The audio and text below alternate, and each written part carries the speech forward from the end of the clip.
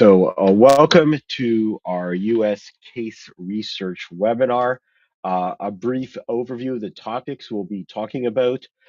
First, we'll talk about the general basis and structure of the U.S. federal court system, and we'll also compare it to the parallel state systems. Then we'll look for case opinions. How are they published? What can you expect to find when you see a case opinion in a reporter or in an online database? And finally, we'll move on to where and how to begin your case law research, focusing on using the information you have to find opinions on that topic. We'll look at both print and online materials that can help you complete your research. Finally, we'll talk about how to find records and briefs, which are the documents filed by the parties or the participants in a case, as well as those produced by the court itself. We'll be using an example case throughout today's presentation. That case is called Miller versus AT&T Corporation, And the citation, and we'll get into how the citations work in a bit, is volume 250, Federal Reporter, third series, starting on page 820. And it's a 2001 case from the Fourth Circuit concerning the requirements for leave under the Family and Medical Leave Act. So let's take a look at the United States court system. In particular, we'll be focusing on the federal court system. U.S. federal courts have jurisdiction over or the power to make judgments regarding only certain types of cases. You might have heard the most about cases involving the United States Constitution, federal laws, or treaties where the United States is a party, controversies between states, cases where the federal government is a party to the lawsuit. And then finally, federal courts have jurisdiction over controversies between citizens of different states, but only if certain other requirements are met, in particular, the size of the case, the amount of money damages at issue has to reach a minimum threshold before it can go to federal court.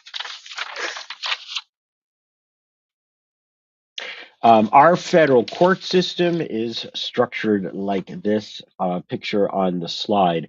The lowest level of court is the trial court, which are the district courts, or there can be the bankruptcy courts as well. There is at least one district court in each state, as well as the District of Columbia, Puerto Rico, and the U.S. Virgin Islands, Guam, and Northern Mariana Islands. There are also two special trial courts. There's the Court of International Trade, which addresses cases involving international trade and customs law. And there's the U.S. Court of Federal Claims, headquartered here in D.C., that deals with claims for money damages against the United States government, as well as certain types of tax cases. At the trial court level, many cases are conducted with a jury and one judge, or you may have what's called a bench trial, which is where the judge acts as both the trier of law and of fact. There's not always a written opinion from the trial court, especially if it's a jury case.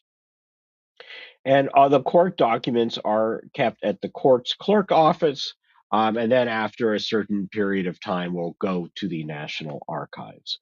We at the Library of Congress do not collect the records and briefs of the trial courts. The next level in the court system, and the federal court system, is the appellate courts, which are the U.S. courts of appeals, or what sometimes we call them the circuit courts. If one of the parties appeals the trial court's decision, it gets sent to the Court of Appeals. There are 11 numbered regional circuits, and there are a separate circuit for the District of Columbia, and there is a Court of Appeals for the Federal Circuit, which handles those cases from the Federal Court of Claims. And it handles other specialized cases, such as some patent cases and cases decided by that U.S. Court of International Trade as well. At the appellate court level, there is no jury. Lawyers present written briefs and then often will give oral arguments before a panel of judges, usually at least three. And then they have a limited amount of time to present those arguments. So depending on the case, it'll be 15 minutes, maybe a half hour, maybe an hour. Really depends on the complexity of the case and what the judges feel would be useful. And then finally, the court of last resort, and in the U.S. federal court system, that's the Supreme Court. If a party appeals a decision from the Court of Appeals, they appeal it to the Supreme Court. But the Supreme Court, in most situations, gets discretion as to whether to hear the case or not, and that's called granting a writ of certiorari, or what's called granting cert.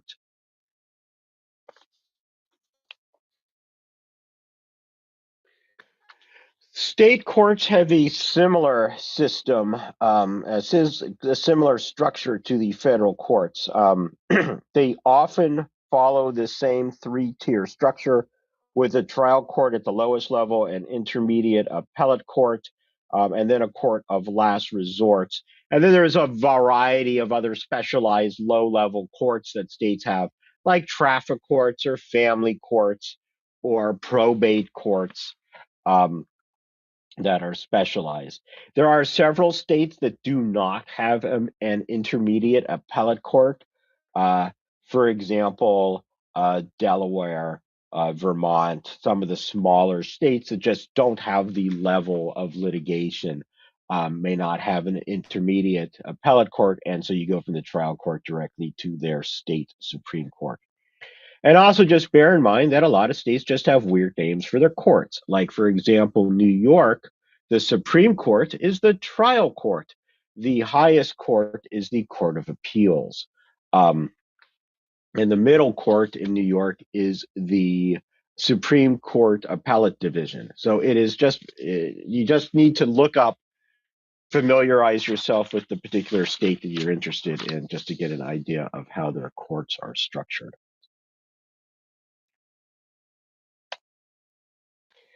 The United States is what's called a common law system, which is based on the idea of what's called stare decisis. Common law is has its roots in England and was adopted in early America. The Latin phrase stare decisis means that courts depend on and adhere to the principles of law expressed in prior court opinions, which is called precedent, and this is used to determine the ruling in the present case, so long as the facts are substantially the same, regardless of whether the parties and the property are the same. So this means courts have to review prior opinions to determine what the precedent is and also when they are required to follow it.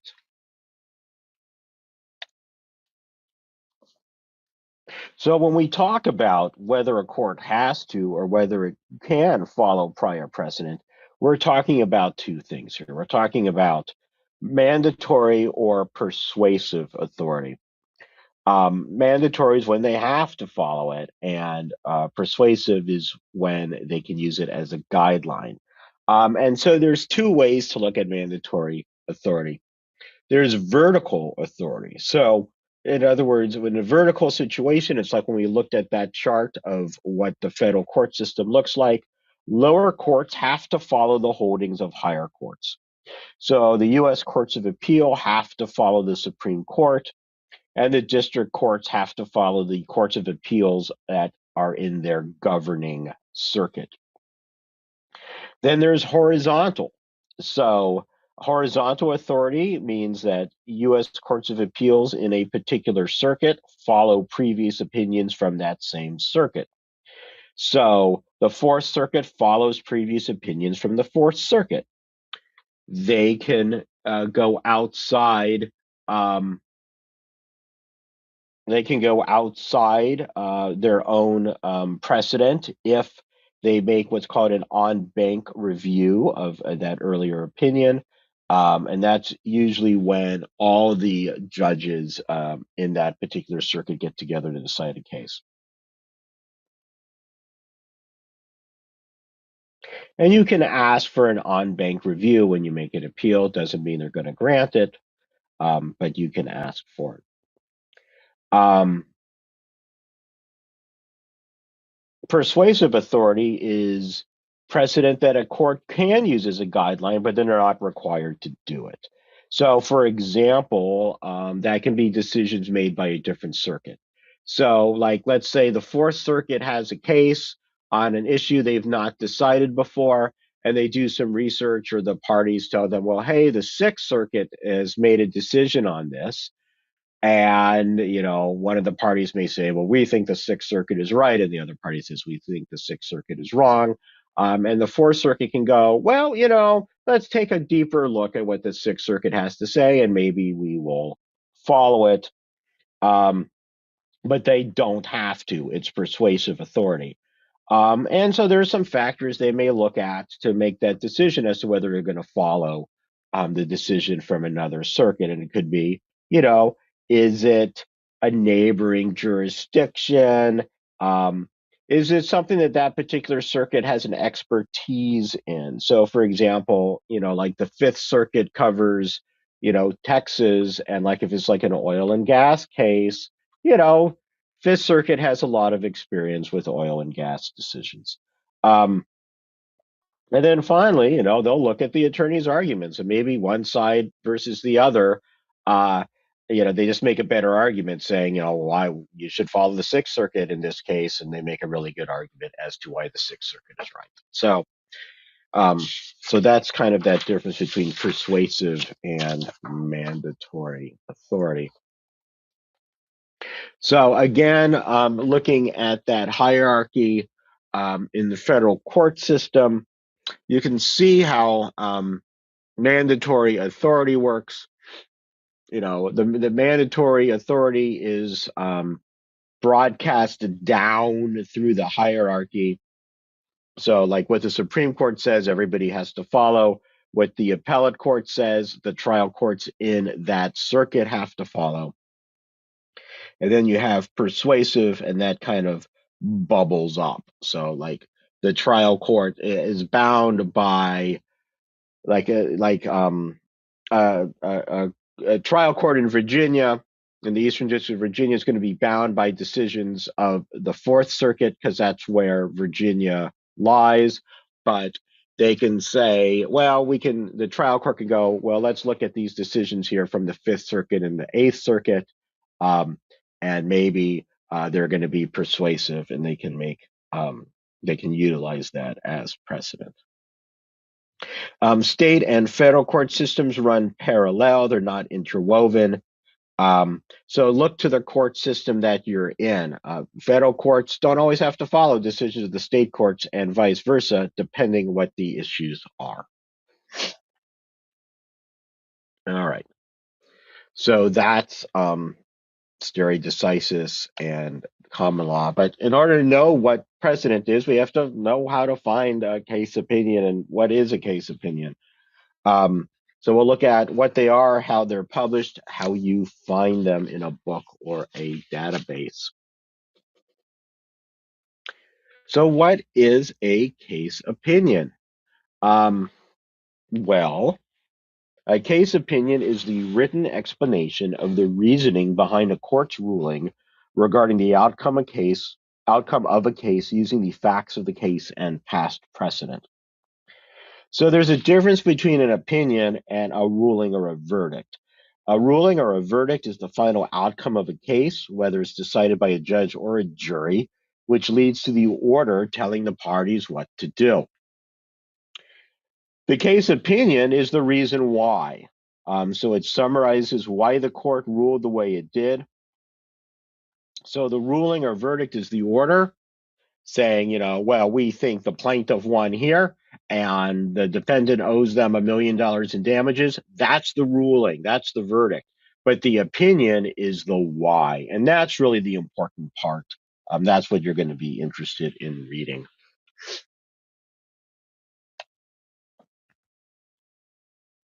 Court opinions are published in books called reporters. There's a variety of reporters that specialize and report on particular courts. So the Supreme Court, U.S. Supreme Court's published in United States Reports, which is U.S. is the abbreviation. Supreme Court Reporter, which you'll see cited as SCP, and Lawyer's Edition, which you'll see cited as LED. Federal Circuit Court opinions are published in what's called Federal Reporter. And there are various series of these. So you'll see them abbreviated as F, F second, F third, F fourth. What the different series are is when they started with F, it went to 999 volumes, and then instead of going to volume 1000, they started the second series, which went to 999 volumes, and instead of going to volume 1000, they started the third series, and so forth. And the district courts, their opinions are published in what's called Federal Supplement. And just like the Federal Reporter for the circuits, they're numbered series too. So there's federal supplement second series, and we're currently in the third series. With the appellate cases, only about 40 to 50% of them actually get published. The district courts is much less. It's maybe 5% or so get published. States are published in what are called in the state law reporters. There's two types of state law reporters. There's the ones for the individual state that are usually done by that state. So there's like California Reporter and so forth. And then there are the regional reporters, which are the ones you come across more often. So those are things like Northeastern reporters, Southwestern, Atlantic, Pacific, so forth. All of those regional reporters are published by West Reporting. To know which reporter, if there's a particular state you're interested in researching, which reporter, where there is, take a look at our legal research guide from the Law Library of Congress on all the various individual states. Pick the state you're interested in, and it'll tell you what reporter. We do have a question: are these publishers, reporters, government operated? Generally, no, with one exception. United States Reports, or US, is an official government publication. All the remaining ones are privately published. The vast majority of them are published by West Publishing, which are the people who do Westlaw. They were kind of the original publishers of state and federal case law, and then they've moved on to electronic with Westlaw. All right. I mentioned before, not all these decisions are reported. Courts get to decide, the judges get to decide if it's going to be a reported decision or not. A published opinion means the judge or the court decided the opinion should be published in a reporter because it covers new legal ground or new precedent, or it's just important. These types of cases, if they've been officially published, you can be used as authority and can be used as mandatory authority, depending on what court you're presenting them in. Unpublished opinions are not selected for official publication. That doesn't mean that they're not published. It just means they're technically unpublished, because they will still show up on like Westlaw and Lexis databases, or they'll show up like on the court's website, but it hasn't been officially selected for publication. Depending on the rules of the court you are working in, you cannot use an unpublished opinion as authority in the case. Some courts say you can. It really just depends on the court. Some of the unpublished cases will show up in print in a publication called Federal Appendix. And they will also show up on Westlaw, Lexis, and other places. If you see it on Westlaw or Lexis, there will be a notation on the court opinion on Lexis or Westlaw saying this is not a published opinion. So even though you're seeing it and it's published in a form, it's still not officially published. And I know that's incredibly confusing, but I didn't. It's not for me. It's the courts decide when they publish a case and when they don't. All right. I mentioned before that Miller case. In order to find a case, you need to know how to find it, and the way you use that, the way you find a case or mention a case to somebody else so that they can find it, is called a citation. For legal materials in the United States, we use a book, the rules in a citation manual called the Blue Book. It's a joint publication of Harvard and Yale and a few other of the major law schools got together to come up with these rules. So we have our citation here, and then we can break it out. So the first part of the citation is the names of the parties. It'll usually just be the last name of the first party in the case, and then the name of the first defendant if there's more than one. So in this case, we have somebody whose last name was Miller, and then we have versus the defendant AT&T Corporation. And we have the reporter abbreviation. And so this case is F third, Federal Reporter third. And then that 250 number is the volume of the reporter. Then 820 is the page number the case starts on.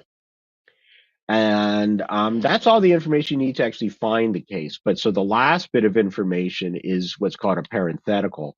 And that gives you more information. It tells us that that's a case from the Fourth Circuit, and it gives us the year that that case was decided, which is 2001.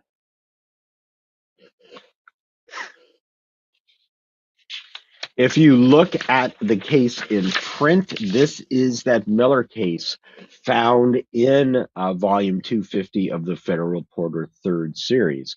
And so it starts off with the names of the parties, and you see here it's Kimberly Miller, plaintiff versus AT&T Corporation. If you have eagle eyes, you may notice that in the upper right-hand corner, it says page 821, and our citation was to page 820. So what's going on here? The information for this case actually started on page 820, but it was very, very little. So they reprinted the party names on page 821 to avoid confusion. I don't know why they just didn't leave like some blank area and just start everything on page 821, but I'm not the publisher of the reporter. Then we have the docket number and the court. So this was the case number while the case was being litigated at the Court of Appeals. And you see this one had two case numbers, and you'll often see that if it was two cases that kind of got consolidated at the Court of Appeals. Then we have the dates. So this case was argued. Remember, appellate cases, the lawyers get up and they argue the case. So they argued it on January 24th, 2001, and then the judges reached their decision on May 7th, 2001. Then we have a synopsis or brief summary of the case. This is not part of the opinion. This is not written by the judges.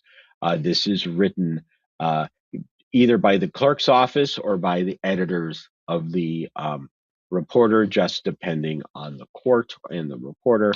And then finally, we have what are called head notes. And again, these are written by the editors of the reporter, not the court. So you'll be a bunch of head notes. We'll talk about what these mean in a little bit. And then finally, after you get past all those head notes, and for a very complicated case, those head notes can run on for several pages. Then you'll get a list of the attorneys who argued the case. You'll get the name of the judge who wrote the opinion. And then finally, you get the actual text of the opinion itself. There are a variety of online resources that are free that have case decisions in them. At the very bottom of the slide is a link to the Law Library of Congress's research guide, How to Find Free Case Law Online. And that we recommend you take a look at this guide if you're interested to learn more about these free resources, because the guide will walk you through how to navigate them. So for right now, for our presentation, we're not going to get into it. We're just going to mention that there are a variety here. Google Scholar is probably the easiest one, I'd say, of these various free resources to use.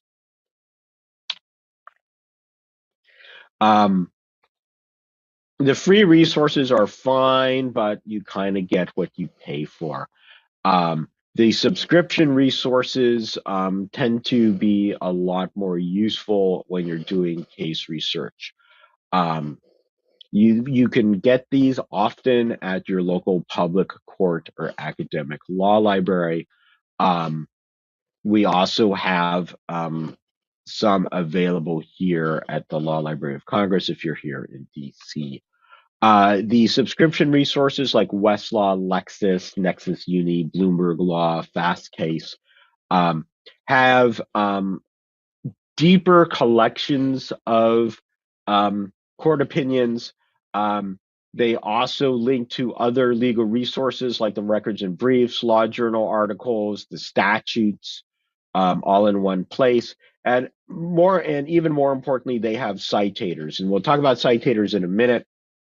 But citators will give you information as to whether a case is still good law, and other cases that cite to or use your case as precedent or give an opinion on it.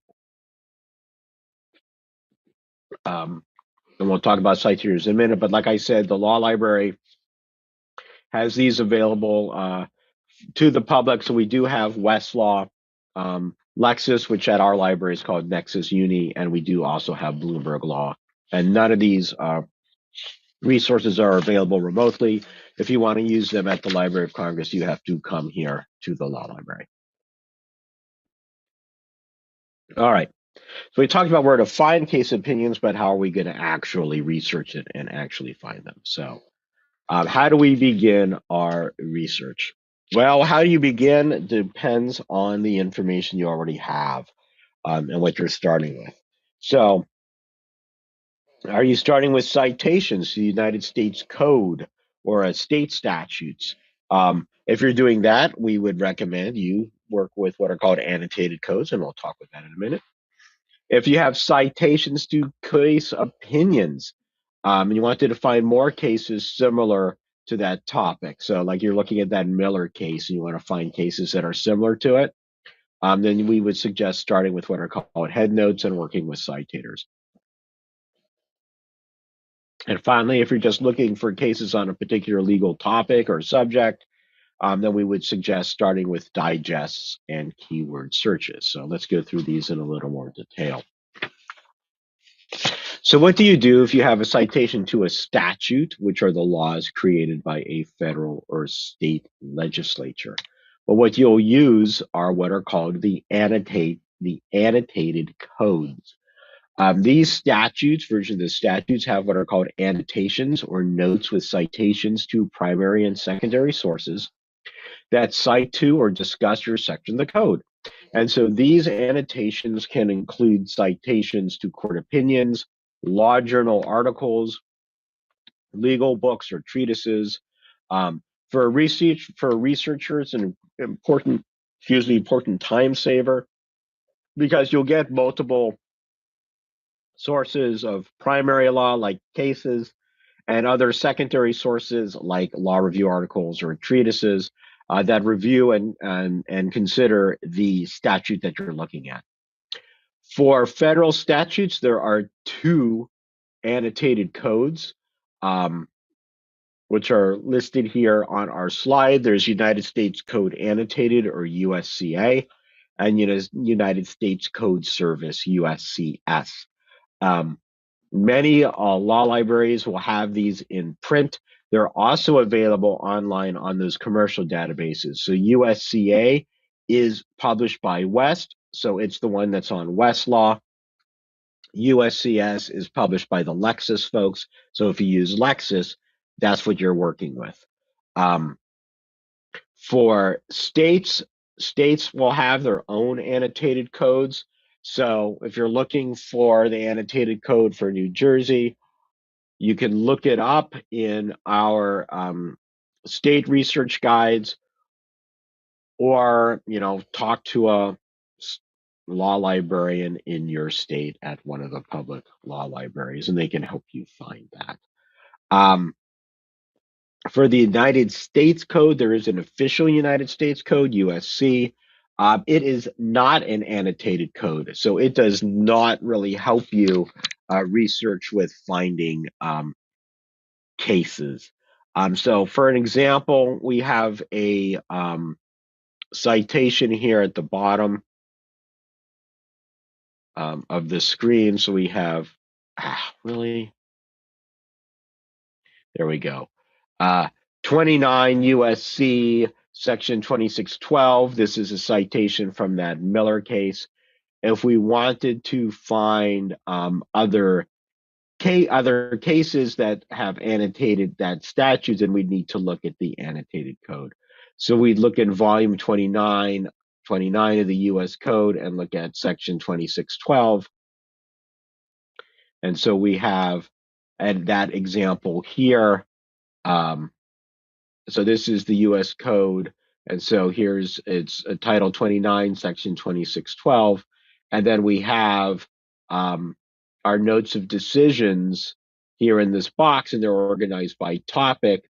And then when you look at the individual topics, you'll see short summaries as to particular cases that have interpreted that particular statute and what they happen to hold on it.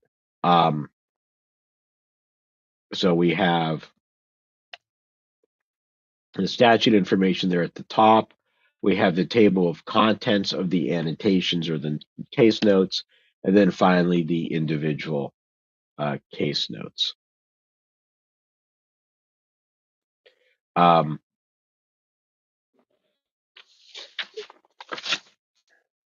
If you are interested in learning more about statutes, the US Code, and so forth, we do have an upcoming webinar on statutory research, and that is going to be on March 19th. So as it gets closer, you'll be able to sign up for that. All right.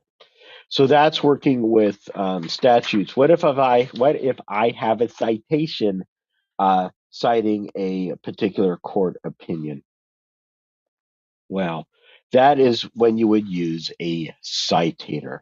A case citator provides a list of opinions that have cited to, or discussed your case. And includes additional information. It includes information about whether that opinion you're looking at has been subsequently cited by other courts, whether it's been upheld or overruled or discussed.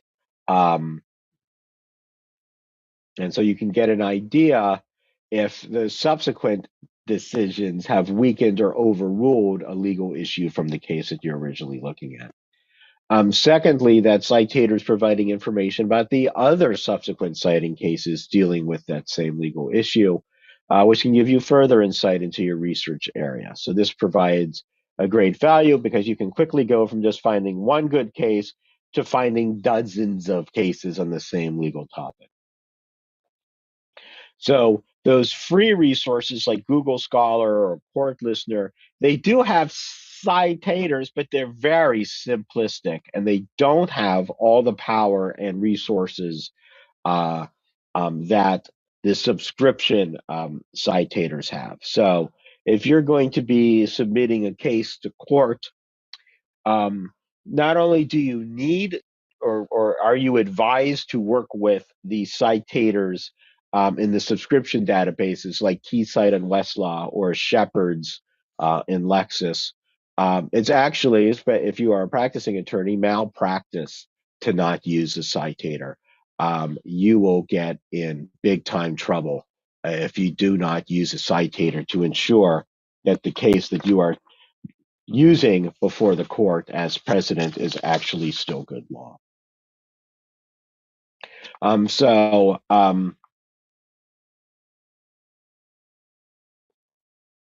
In addition to the citators, there's also what are called head notes or key numbers.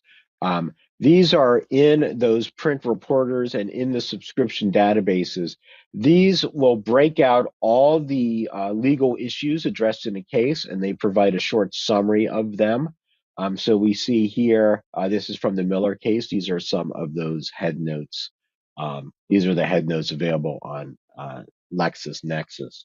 The head notes, like I mentioned before, in the print version appear before the text of the case opinion. Head notes are kind of from a big outline of law, and so they're arranged hierarchically and thematically. So you start with a big topic like, I don't know, like labor and employment law, and then it gets more narrow. So you have a more specific topic like family and medical leave.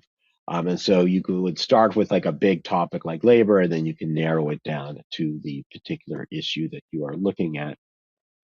Um, in the West headnote system, they also have what are called key numbers. So that each of those major outline um, topics and subtopics and subtopics each has a number.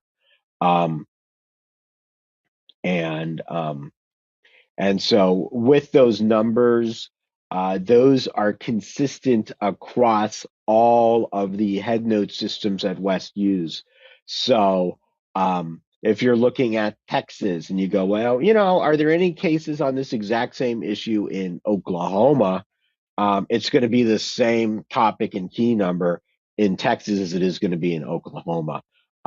So you can find things across states, across jurisdictions, federal and state, using that system of head notes and key numbers in the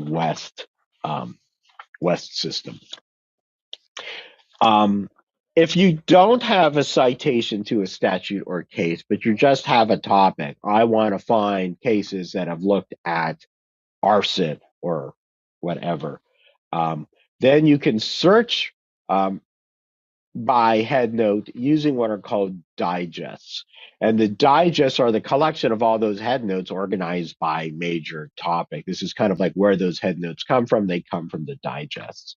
Um, they're like subject indexes to case law.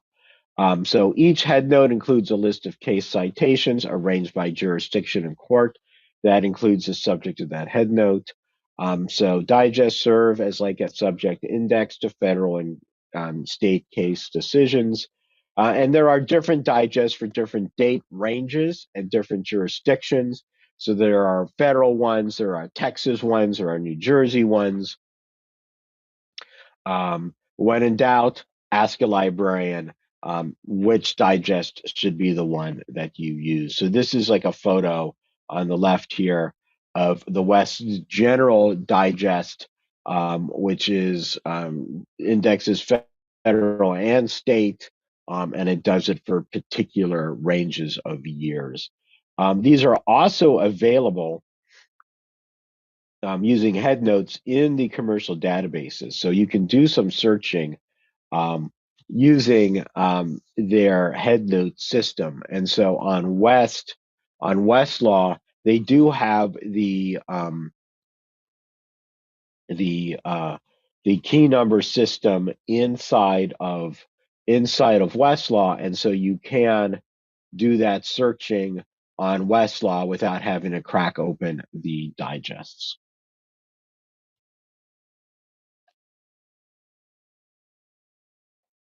The other thing you can do, if all else fails, is just do searching in these databases. And you can do fairly sophisticated searching. They do have what are called Boolean searches, which are and, or, and not. So you can, you know, add additional terms to narrow it down. They also have various other features like what are called wildcards. So like you can, put in wildcards for individual letters. So like you can search, for woman and women by like doing WOM question mark and then I'll search for a woman and women. Um, there are phrase searching, so like you can use quotation marks to like have those exact words in that exact order. You can do what are called proximity searches. You can say, show me these words, show me cases in which these words appear, but only where those words appear in like the same paragraph or in the same sentence. So it's ways to kind of narrow things down a bit. The different databases have built-in help that can show you how to use those different search functions. And again, if you're having issues, you can always talk to your friendly law librarian, whether at the library you're working at or here at the Library of Congress. We can assist you with how those databases work. Um, I did mention before with the citators, whether they can tell you whether something is still good law or not. Um, So the citators, they do provide you that list of case opinions that have cited to or discussed the case you're interested in. The subscription citators, like Keysight on Westlaw or Shepard's on Lexis, provide you treatment information, like was your case treated positively? Did they overrule it? Did they say something was wrong with it? Did they distinguish between the facts in one case versus another to reach a different conclusion? Um, Secondly, they'll tell you about how much a case was discussed. So a lot of them use like stars. So like this was a 4-star case, we talked about it a lot, or this was a 1-star case, we kind of just mentioned that it exists. It'll also tell you what head notes that they cited. So like if you had a case that had 2 issues in it, one on evidence and the second issue was on murder, um, and you want to find other cases that talk about the law of murder, if your cases that you're looking at cite to head note 1 of your case, which was all about the evidence, you might not be interested in those. You'll only be interested in the cases that talked about head note 2 on murder. And it'll also tell you where those cases came from, so you can say, just show me cases from New York that cited my case, or just cases from the federal Supreme Court that cited my cases, or whatnot. They have various symbols. The top symbols here with the flags are the ones from Keysight on Westlaw. Red means that that case is no longer good law on some point of law. Yellow means there's some disagreement. And this one with the stripes means that the case is on appeal, but there's been no decision yet on the Court of Appeal. The bottom ones are from Shepard's on Lexis, and the top 2 are very similar. So we have the red stop sign means that your case is no longer good law on a particular issue of law. There's been, it's been overturned. The yellow means there's disagreement on a point of law. And then green means it's been positively cited. Westlaw doesn't have a positive cite, but Lexis does. It's just one of the differences between the 2 databases.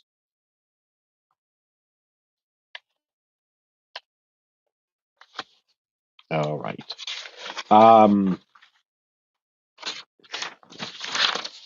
There are a lot of research guides out there that summarize what we were talking about today and provide additional resources. The couple here at the top are from the Library of Congress. I did mention before that guide to free case law online that talks about like Google Scholar and stuff. And then we have this one, Legal Research, a Guide to Case Law. This covers what we've are talking about today about the citators, about the commercial databases and so forth. Georgetown Law School has a rather good detailed guide on case law. And then the bottom one here is from Harvard. Whatever states you're interested in, your state law library and state law schools will also have research guides on doing legal research in the particular state. All right. So we've talked about where to find final decisions or case opinions, but what about all the other documents that come out during a case? And that's the records and briefs. So these are all the documents filed by the attorneys or the parties, filed with the court during the pendency of the case.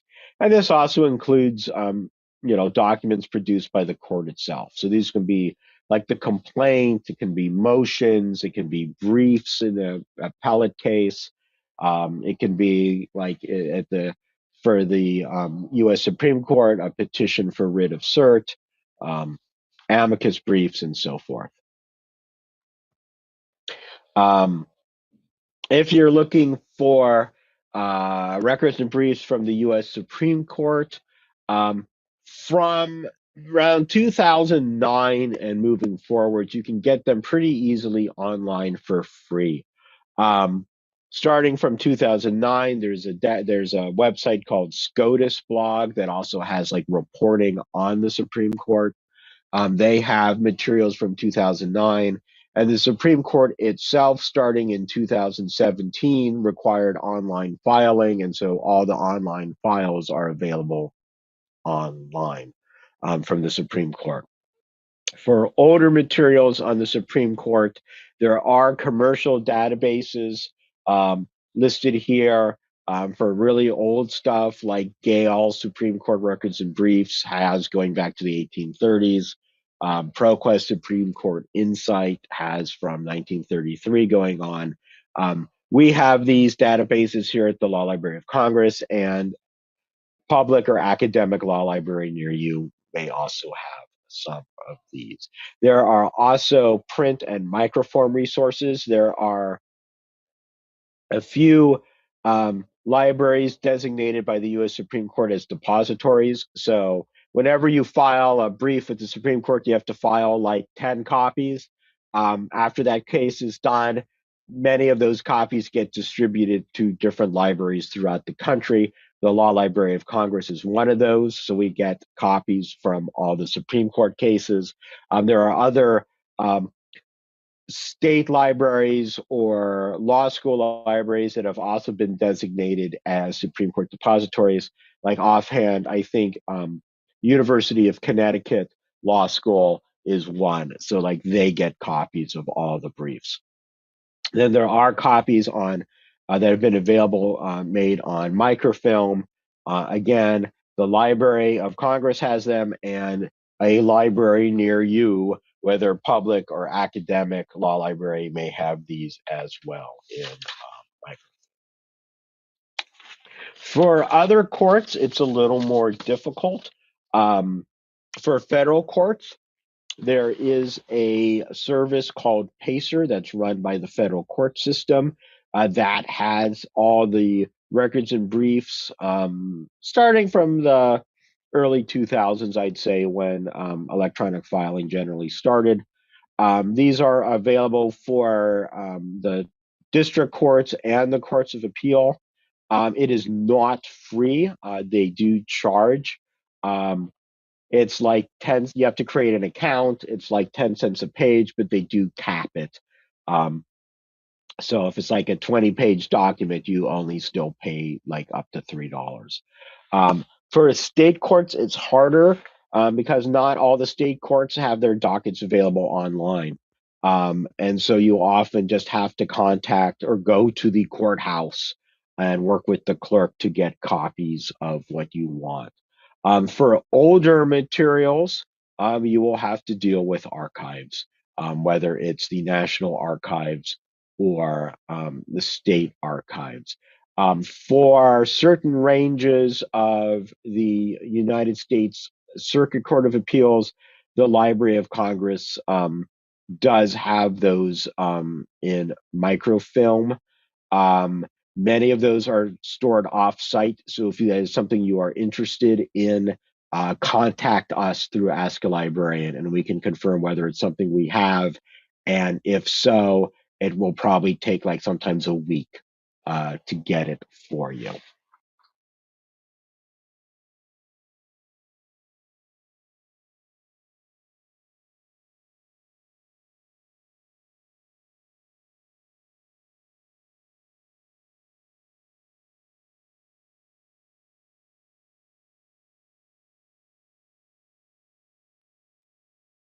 All right, so welcome to our webinar, Orientation to Legal Research, U.S. Federal Statutes. My name is Olivia Kane Cruz, and I'm a legal reference librarian here at the Law Library of Congress. I have some technical support today from a colleague of mine, Barbara Davis, so thank you, Barbara, for your help. Our class today provides an introduction to U.S. federal statutory research.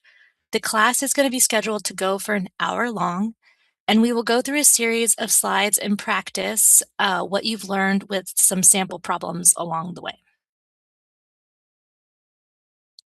So this class covers federal statutes, which are the laws that are created by the United States Congress. So, laws start as bills and resolutions that a member of Congress proposes should be law, and this is called the legislative process. Once a bill or resolution is enacted, it's referred to as a statute. And statutes are published in two different print publications: the US Code, which is probably what you're all most familiar with, and the United States Statutes at Law. So, we're going to discuss these different phases of a statute during this class. And we are also going to be using a few examples throughout the presentation just to give you a little bit more context, which is always fun. Um, so let's dive in.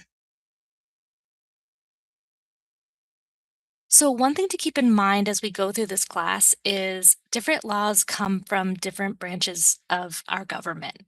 There are three branches of government, which include the legislative, executive, and judicial branch that create law. So the legislative branch creates statutes, the executive branch creates rules and regulations, and the judicial branch creates case law decisions. But for this class, we are focusing on the law coming from our legislative branch, which is Congress. And I will just briefly mention that the other classes in the series focus on law coming from our executive and judicial branches. And for more information about the other classes in the orientation series, you can visit law.gov and click through the Legal Research Institute webpage. So this graphic shows a broad overview of the publication process from the time a law is passed and enacted to the time the law is inserted into the United States Code. So we have here, starting with the enrolled bill, and then there is a three-part process, publication process. So which begins with the slip law, the statutes at large, and then the US Code. So we will discuss each of these parts individually during this class, starting with the US Code because it's the most familiar resource, and then we're actually going to work backwards. So we're going to work down this graphic. So the United States Code is the compilation of general and permanent federal laws organized by topic. The code is built on the basis of 54 broad subjects, and each subject is assigned a title number. So, for example, the laws pertaining to agriculture are in Title 7, and the laws pertaining to education are in Title 20. The titles are arranged in a hierarchy with general provisions on a subject coming before more specific ones. So within a title, there are typically first chapters, which are narrower subjects. Then the chapters are further narrowed into sections. The code is organized so that any new laws or amendments to existing laws are integrated into the code, and any repealed laws are eliminated from the code. And then there is a multi-volume index at the end of the code that you can use to find laws related to keywords or concepts. So there are two different print sources of the US Code. There is an official print version of the US Code, which is published by the Government Publishing Office, GPO. It is published every 6 years, which does seem like a very long time, but you'll be happy to know that it is updated every year with supplements. There are also unofficial versions of the code, of the US Code, which are called annotated codes. And you might ask, why would I ever want to use an unofficial version? Well, here are a few reasons. First, the unofficial versions add more content, especially very helpful notes that provide summaries of cases applying or interpreting the law. And they also provide citations to secondary sources analyzing the law. This is actually why we call these versions annotated codes, because they have these really helpful notes. And then another reason is they are updated more frequently than the official government version. The unofficial versions are usually updated each month with supplements, in addition to annual updates by a pocket part, which is inserted into the back of each volume. The unofficial codes are published by private vendors. So the US Code Service, which is abbreviated USCS, is published by Lexis, and the United States Code Annotated, which is abbreviated USCA, is published by West. So one thing to note is that both the USCA and the USCS have a wealth of information, but historically, the USCA has had more annotations generally and are geared towards secondary sources like law review articles and treatises, while the USCS has had more annotations geared to regulations and agency documents.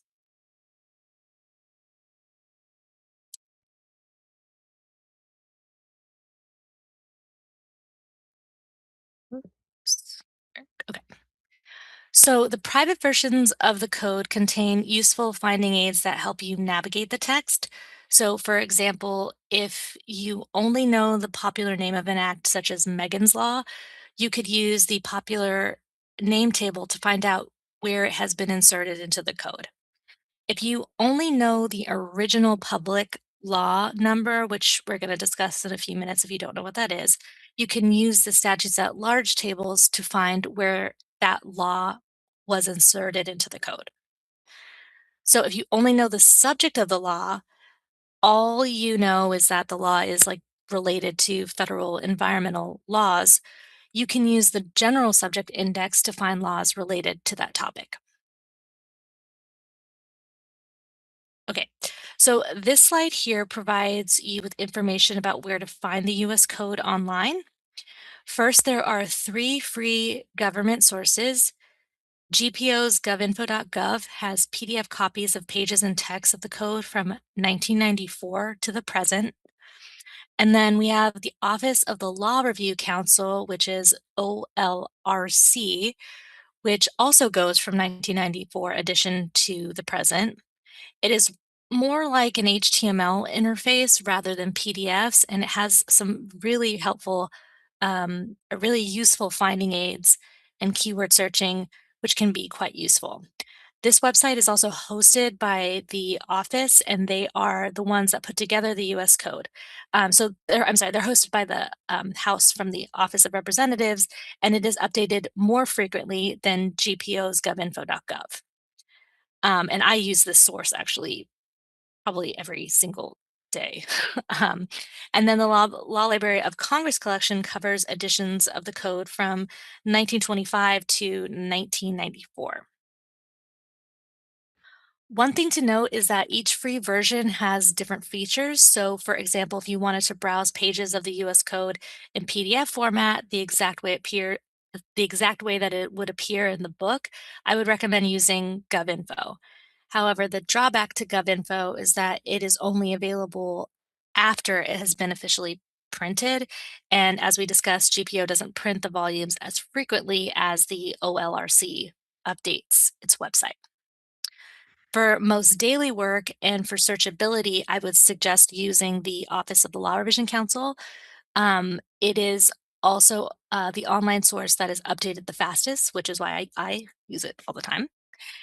And if you wanted to find versions of the code from before 1994, I would suggest using the Law Library of Congress's collection.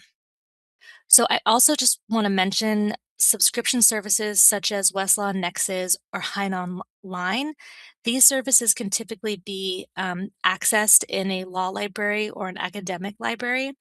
And the major benefit to using a subscription service is that they have comprehensive linking, so you can find additional resources that provide explanations or analysis, or uh, sources that can deepen your research.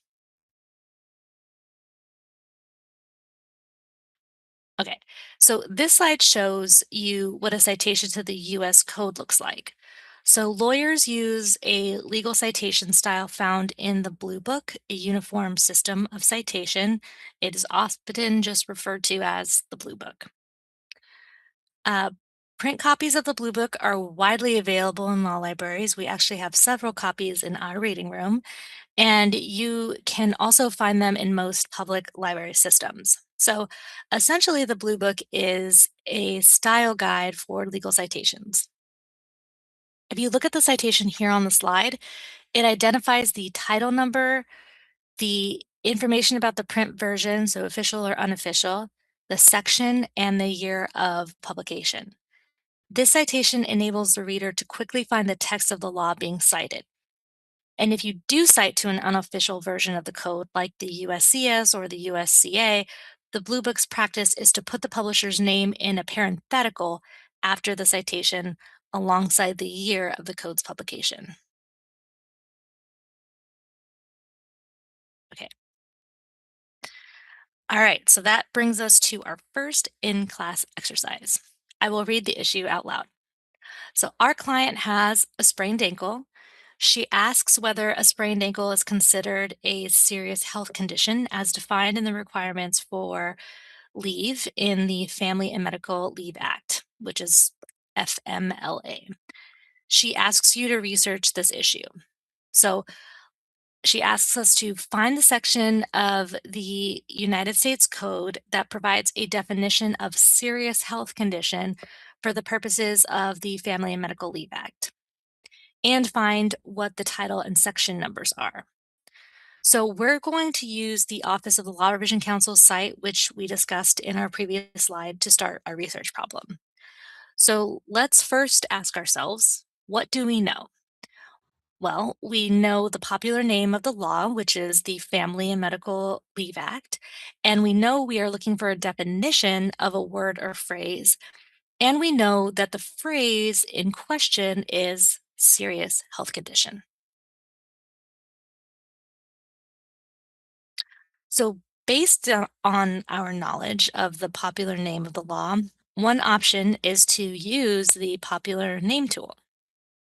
So, this slide shows the result when we use the popular name tool on the OLRC's website to look up the laws by their popular name. And of course, in this example, I've highlighted the Family and Medical Leave Act. So I know this is a little small, but let me explain what we learn, what we learned from this here. So from the popular name tool, we learned that the Family and Medical Leave Act of 1993, the whole law starts on Title 29, Section 2601. And we're finding that right here. But we can't tell from this information where the definition of serious health condition is. So it's a good start because it's getting us close to the section we need. So that's one approach. The second approach is if you didn't have the popular name, but you did know that the law you were looking for was in the labor title, you could use the browse feature of the OLRC's online code. You would use the expand buttons on the left of the title to keep opening parts of the title, which with more and more granularity until you browse to the section that you thought might be relevant. The browsing method would probably get you close to the section you were looking for, but it might take a while because you have to keep scanning for, what section is going to look relevant. And then a third approach could be looking up search terms based on what you know. So you are looking for the definition of a serious health condition for most workers. And when we look up those words and phrases, there are only a few results. And the last one here on this screenshot appears to be the most relevant. So these results point us to Title 29, the labor laws, chapter 28, the Family and Medical Leave Act, and then section 2611, which is the definition section. So in the screenshot here, you'll notice on the filter tabs that you have different sort by options, and we're looking up here. I have set it to code order, which shows the results in US code title order. That is why our most relevant result is actually placed last in the list, because it is from Title 29, but you can change your results list to a relevancy sort if you prefer. Okay, so if you wanted to double check that this in fact was what you were looking for, you can go ahead and open up the section by clicking on the link. So on this little link here. So assuming we clicked on the link for section 2611, we can see that yes, this section does include a definition for the term serious health condition in paragraph 11. There are other definitions listed in section 2611, too, for words such as commerce and eligible employee. But for the purpose of this slide, I cut out a lot of the other content so you can see the relevant definition in paragraph 11. So before we move on, let's just jot down the citation to the section. It is Title 29 of the United States Code, Section 2611. Also, before we move forward, I'd like to point out that at the top of the page, there are links to other important pieces of information like um, source credits and further amendments, which we will look at here in the next slide.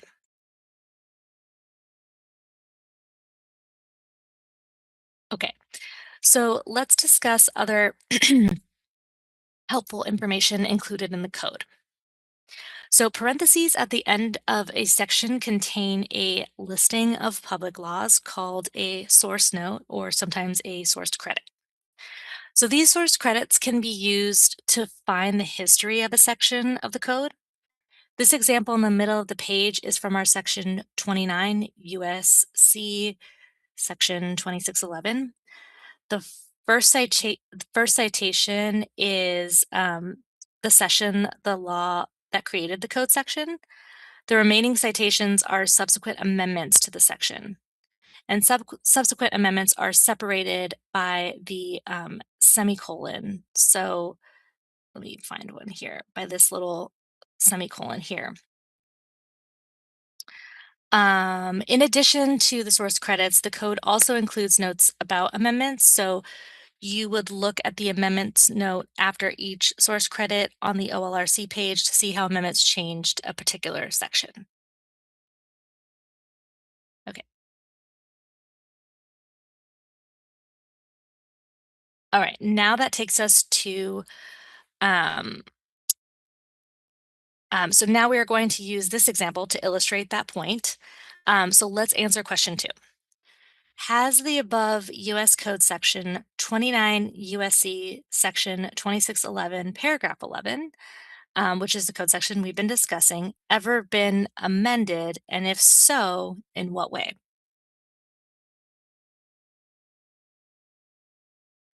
Okay, so first let's glance at the source credits. If there is more than one law, you know that at least some part of section 2611 was amended. So from this slide screenshot, we know clearly the law has been amended, but how do we know from the jumble of citations here if our particular paragraph 11 about serious health condition has been amended? So as we go into this next slide, you will see amendments, and we will see this right now. Okay, so here is what you do.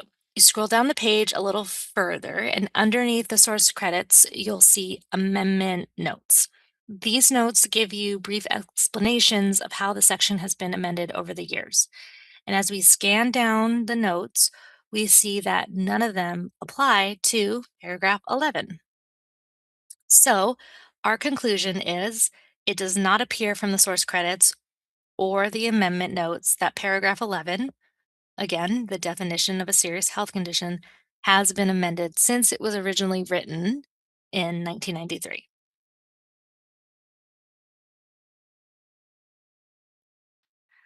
So, as you all know, new laws and amendments are being created all the time. It is not just a once a year thing, it is all the time. And you always want to make sure you have the most up to date information when you are dealing with a statute. So, how do you make sure that you are looking at the most recent version of the code on the OLRC's website?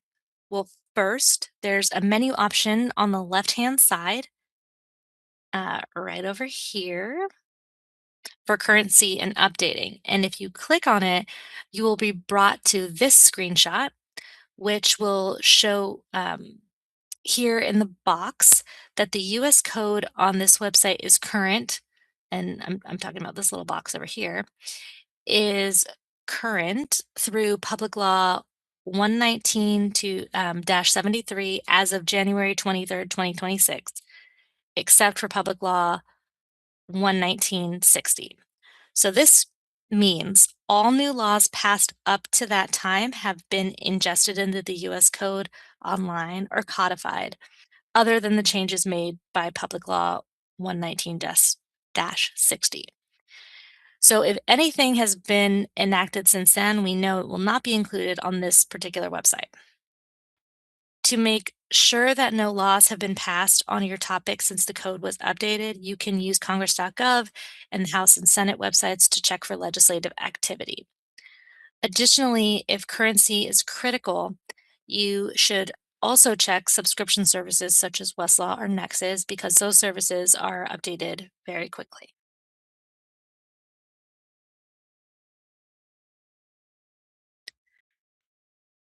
So for the print version, how do you know you are looking at the most current version? If you are using an annotated print version of the US code, like USCA or USCS, you will need to check the pocket parts in the back of the book and the separately bound supplements. So there are actually these little pamphlets, cute little pamphlets that are inserted in the back of the book, and it will tell you which section of the volume has been updated since it was last printed. And if you are using the official print version of the code, you will need to check the annual update volumes at the end of the set. So keep in mind that a pocket part and a supplement only show changes in the law. If you don't see your section in the pocket part or supplement, then the version in the larger print volume is up to date. And even then, you should still check an online source to make sure that your section hasn't changed since the supplement was printed.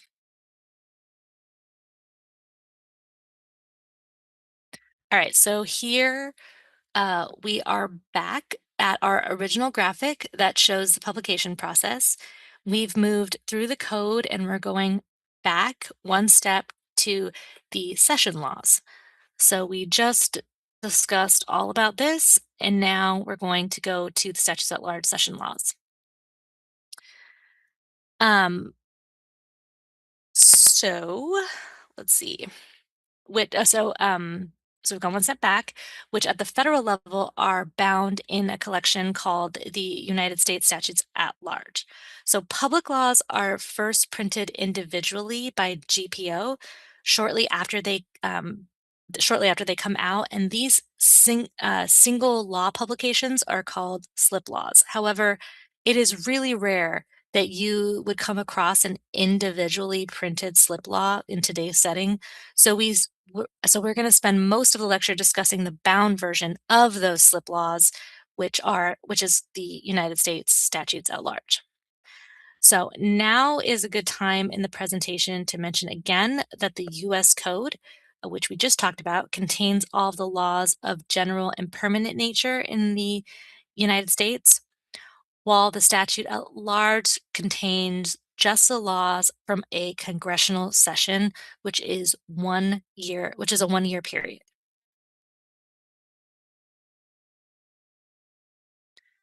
Okay, so before I get into this slide, I'll provide a little background information. The major blocks of time in Congress are measured in what are called congresses and sessions. So a Congress is 2 years long, a session is 1 year long, and there are two sessions per Congress. And we are currently in the 119th Congress, second session.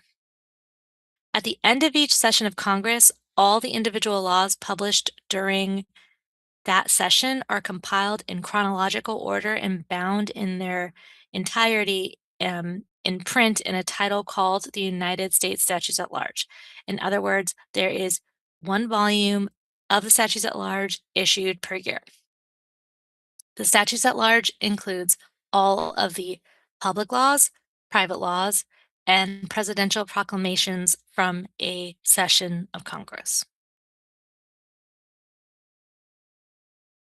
So you may have noticed I used the terms public laws and private laws on the last slide. So most laws passed by Congress are public laws, and those are affecting society as a whole. But Congress occasionally passes what are called private laws, which affect an individual or a small group. So private laws are typically deal with topics such as deportation or military pensions. And if you recall from earlier in our discussion, that the code only includes laws that are general and permanent in nature. So because they are not generally applicable, private laws are never added to the US Code, but they are included in the statutes at large.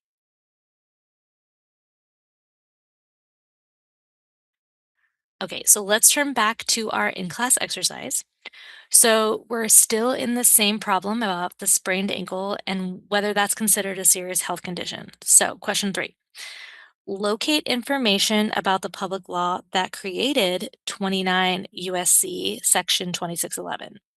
What is the law number?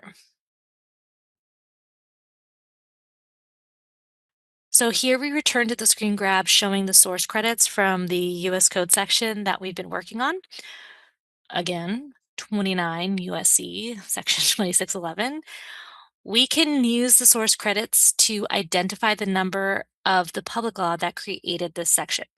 So I've highlighted the answer. We know it is the enacting law because it's first in the list, and it contains all the information we would need to trace the statute. So the public law number, and we're getting this is a public law number right here, which is 103-3. The statutes at large, um, volume and page number, and the date of enactment. So 107 statute or stat 7 right here refers to volume 107 of the statutes at large, page 7, while public law 103-3 refers to the 103rd Congress and the third public law passed during that Congress. So just to reiterate, public law number here, statutes at large number here. Okay, so we're going to head right into question 4. Question 4, locate information about the bill that gave rise to the public law we found in question 3. What is the bill number? So for this question, we're going to examine a copy of the law in the statutes at large. And the statutes at large includes the text of the law as it was passed by Congress, and also a bit of extra information to help us understand the legislative and codification process.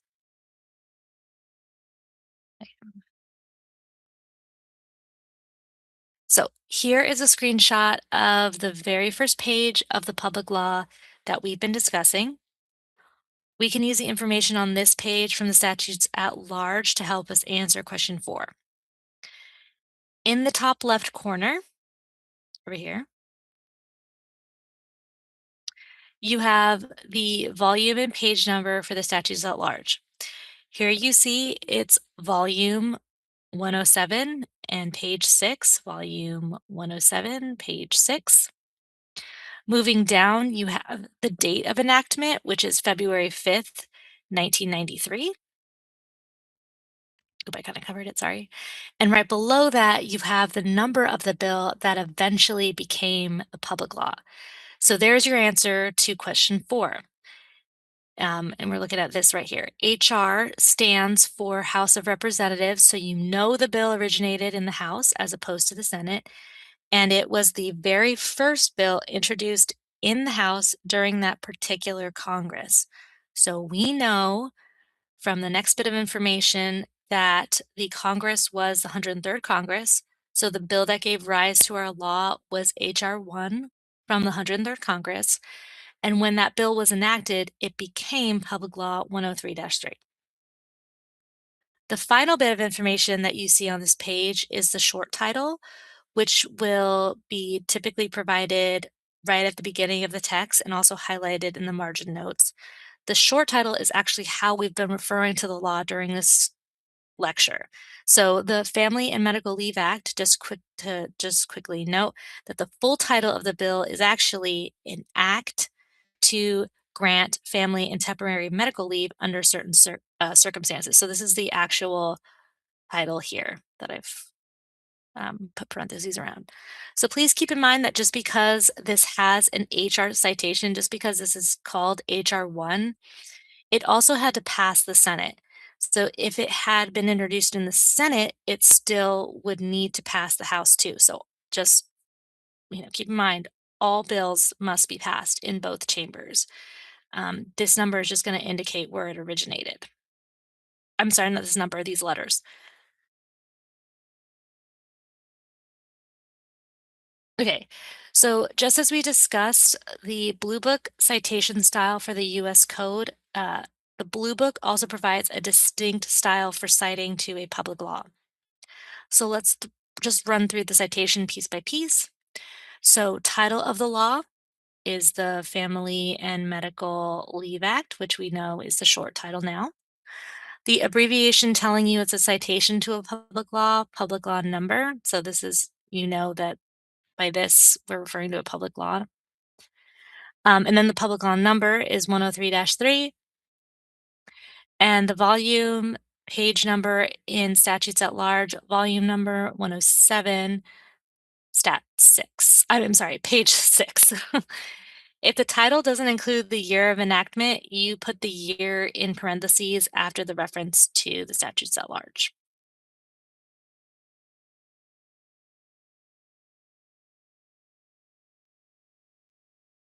Okay.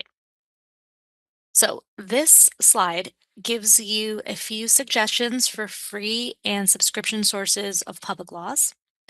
For example, as you will see here on the slide, GovInfo provides PDF copies of public laws from 1789 to the present in two different collections.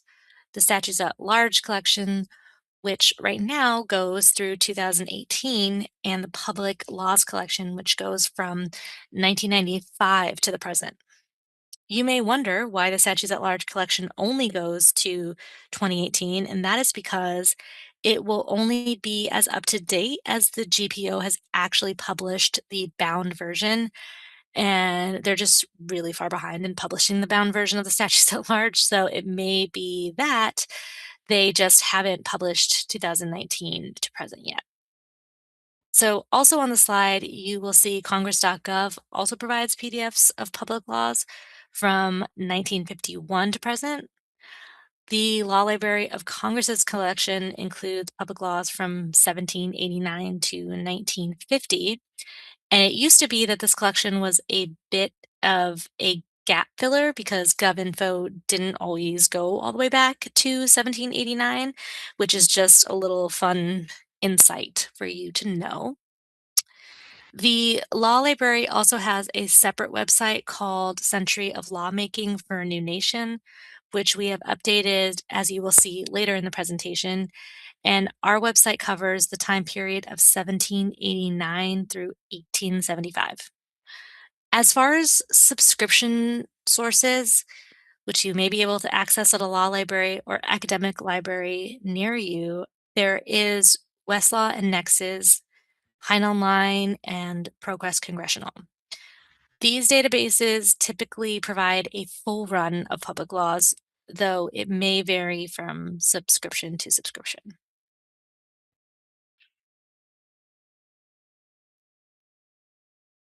Okay, so we are now going to walk through some of the free online sources of public laws so that you can get a little feel for how to use these sources. And we're going to start with GovInfo.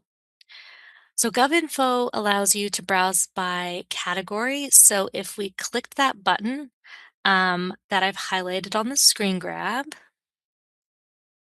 you would arrive at a menu of options to pick from. So, for example, you could choose bills and statutes, which we have done so here in this example slide. You can note here that there are two sources for public laws, as I mentioned before. There is the Public and Private Laws Collection, which covers the 104th Congress to the present, and there is the United States Statutes at Large, which covers 1789 to 2021, which is the first Congress through the first session of the 117th Congress. Remember earlier when I said it would be rare for you to encounter a slip law in everyday research? Well, you can think of GovInfo's public and private laws collection as the digitized version of slip laws. Okay, so here in this example, we have selected the Statutes at Large collection, and you will see here a series of expanding entries. So each entry lists the year, the Congress and session, and the statutes at large volume number.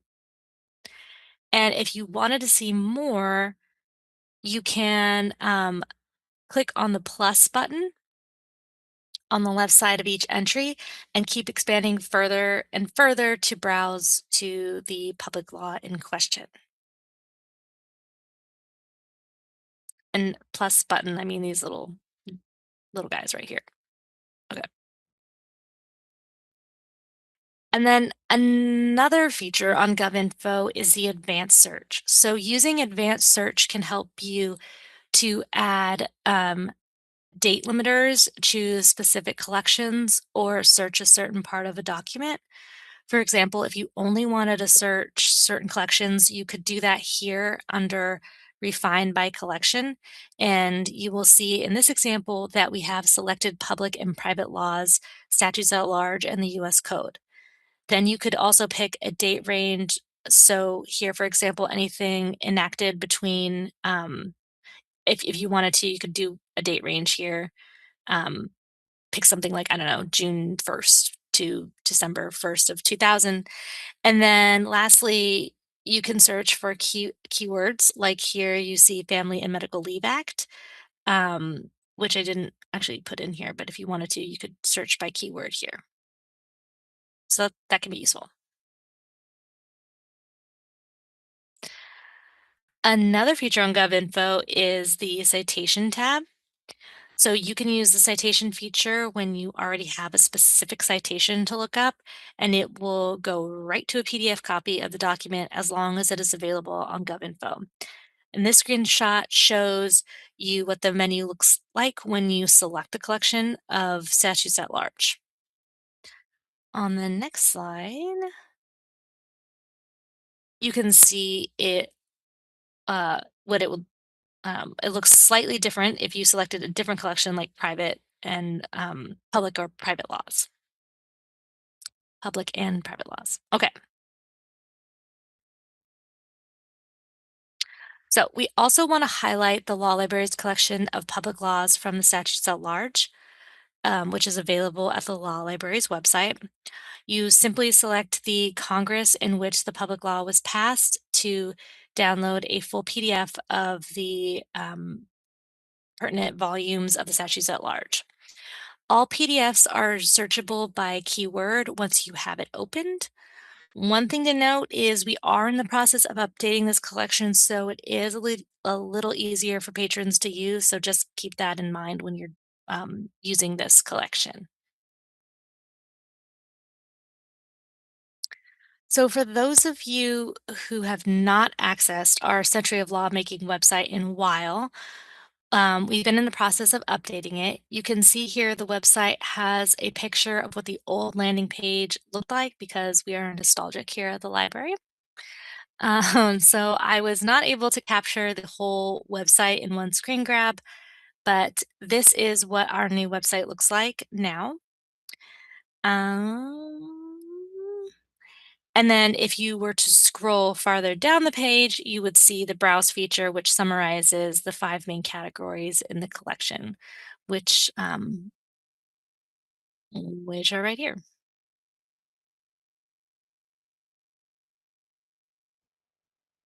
Okay, so our last category for discussion is bills and resolutions. going back to our original graphic, we see that an enrolled version of a bill or resolution is the initial step in the publication process. So you remember in question 4, we identified the bill number HR 1 of the 103rd Congress. Well, that first piece of paper that the law was printed on in its initial form is referred to as the enrolled bill. I have a colleague here at the law library who likes to say that when a bill becomes a law, it rolls down Capitol Hill to the White House, and that's how she remembers that it's called an enrolled bill. And I love that so much. I just really wanted to share that with you. Okay, so let's stop here for a sec and take a fun poll to test your knowledge. And let me get that started here.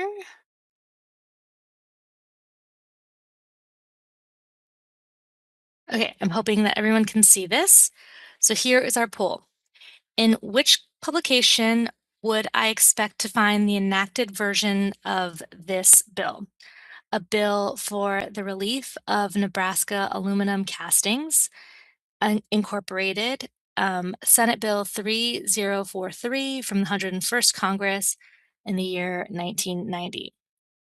And I will give you a little hint. This is a bill affecting a singular corporation, in this case, settling a dispute over the Army rejecting the company's proposal for providing handheld aluminum compasses.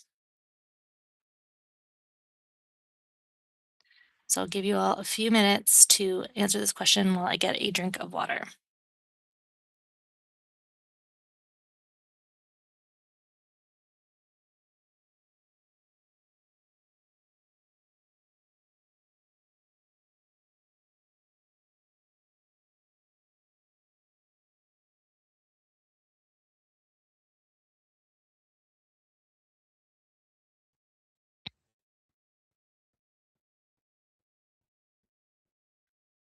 All right, I'm going to go ahead and end the poll. Get your last minute answers in. Okay. And I'm going to share results. So B is the right answer. B as in boy, because this is a private law. Because it is not generally applicable, it would not be published in the US Code. So remember, in the US Code, the laws published in the US Code are general and permanent. They include public laws, not private laws, and private laws are those that only affect individuals or like a small group of people, which in this case is a small group of people, um, this corporation. Okay, fantastic. I'm gonna stop sharing. All right, moving on. Got a few more slides to go. So, where can we find the text of enrolled bills? Congress.gov is a product from the Library of Congress, and it is the official website for U.S. federal legislative information. It includes the text of bills and resolutions from 1799 to 1873. And it skips a little bit, and then 1951 to 1972, and 1989 to present. Also, summaries of bills from 1973 to present, and copies of the congressional record from 1873 to the present in PDF. And just for context, the congressional record is the official record of the floor proceedings in Congress. And for those of you who may be interested in learning more about Congress.gov, we do have webinars all about Congress.gov. I don't know the date for the next one, but again, if you were curious, you can go to law.gov to find that information, or Barbara might be really, really nice and put that in the chat.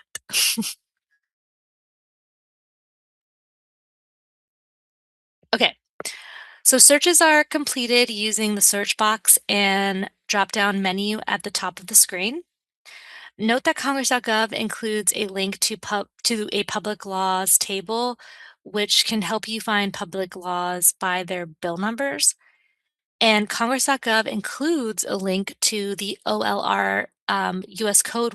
I'm sorry, it includes a link to the OLRC US Code website that we talked about earlier that I said I use like every day, which is true. And additionally, Congress.gov provides users with information about the legislative process. If you're unfamiliar with how bills go through Congress and how they're eventually enacted, you can use those resources to do a little learning of your own, and they are really helpful. They're really great learning tools that we point patrons to all the time in the library, because they're so well, um, you know, organized and detailed. Okay, so as you will see here, Congress.gov's legislative process resources provide information for all ranges of experience, from guides for beginners to House and Senate parliamentarian reports. The legislative process glossary provides brief explanations of legislative terms. So if you don't know, for example, um, what a conference committee is, you can look that up in the glossary. So it's a very helpful it's very helpful. They give very like helpful brief definitions to help you gain a better understanding of different legislative terms. So Congress.gov also contains a series of the legislative process videos by the Law Library of Congress with video transcripts and a downloadable diagram. For example, on the screen grab, you can see a table of contents of the types of videos like about an introduction and referral of bills. And as you can also see, they're pretty short segments. So this is another really great learning tool.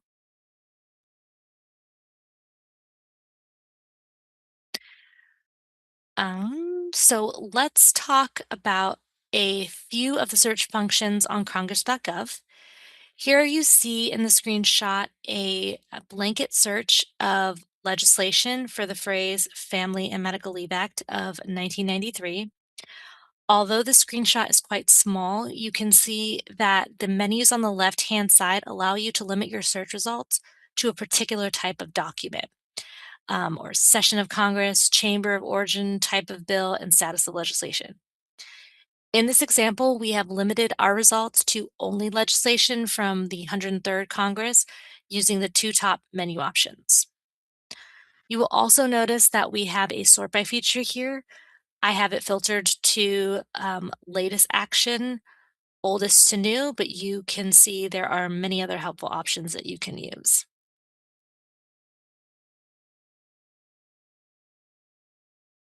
Once you've opened a link to a specific bill on the bill information page, you will find tabs across the middle for the bill summary, text, actions, titles, all those little tabs there. The summaries are written actually by the Congressional Research Service. So after a bill is introduced, legislative analysis from the Congressional Research Service, or CRS, write a short summary that objectively describes the measure's significant provisions. So this can be helpful if you just want to get a really, brief overview of what a bill is, um, discussing.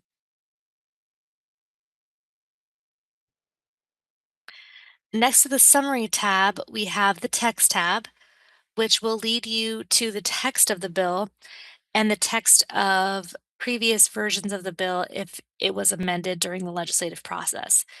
This can be kind of interesting because how the text was read as it was introduced in the House may and can change throughout the legislative process, and you can see the process here on congress.gov. Now, before we move to the next slide, you will see next to the text tab, we have the action tab, this one. And if you were to click on that, you will see what we have in the next slide.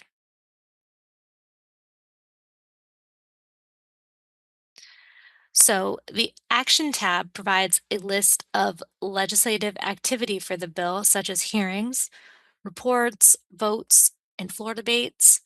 The page defaults to all actions. So if you just wanted to see the major actions, you can click on Actions Overview. So you can just click on this one right here. And then if available, you will see a link to the relevant legislative material related to the action, which is super useful. And that brings us to the end of our lecture. We have about 7-ish minutes for questions. If I didn't get to your question, or if you have questions about your research, you can contact us using our online Ask a Librarian service. We are also available by phone during business hours. But if your question is complex, we do encourage you to use the online form. That way, a librarian can spend a little more time responding than we can on the phone, or maybe that I can answer it here. So I'm going to go silent for a little bit. I'm going to read through our questions and try to answer a few here before the end of our time. Is it possible to search only private laws? Yes. So through well, I have to look back at the congress.gov slide. So you can search. Let me actually, well, let me just, I'm going to go back for a second. Okay. So it's not totally possible here. But uh, because of the public and private laws, if you were to use a subscription database, like, so if you, okay, so let me back up for a second. If you were trying to use just free resources, as you can see, like GovInfo, it would be hard to just search by private laws. If you were using a subscription database like ProQuest Congressional, um, I believe you can search just private laws, and subscription databases have a lot more, you know, they have different functionalities to be able to filter uh, your your research. You know, like they have different. They just have different features, and sometimes they have like more. So they'll just do like just private laws or just public laws. ProQuest Congressional is really has really good filters. So if you wanted to do that kind of research, I would suggest trying to find a local law library near you that provides public access to something like ProQuest Congressional. So I'm just gonna slide all the way back here and then, oops, read some more questions while we have time.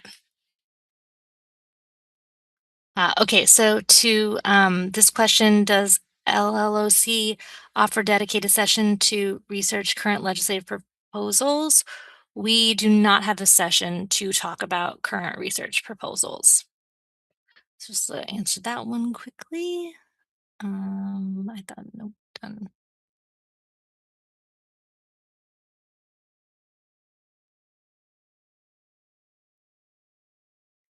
So why does Congress.gov have so many gaps in the full bill text collection?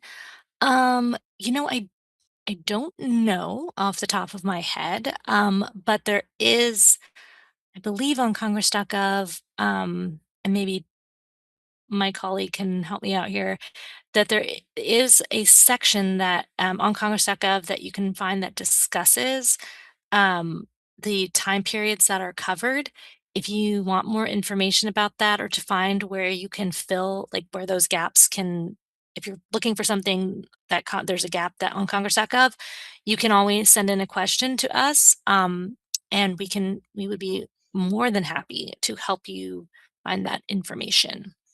Yeah, that's true. And we kind of, with Thomas, which was kind of the precursor to Congress.gov, we kind of started then and moved forward. And then we had the Century of Lawmaking collection to kind of have the first 100 years that we're still kind of working on, including in Congress.gov. But we plan on going back in time and making sure that we kind of fill that donut hole. Can't give you exact dates or time frames, but it's definitely a hope for the future. Thank you, Barbara. And you are a Congress.gov person, so thank you for that. Sure. Okay, we have reached our time. Thank you so much, everyone, for coming. And if you do have any further questions we didn't answer here, please call us at the desk or send us a question to Ask a Librarian. Thanks so much.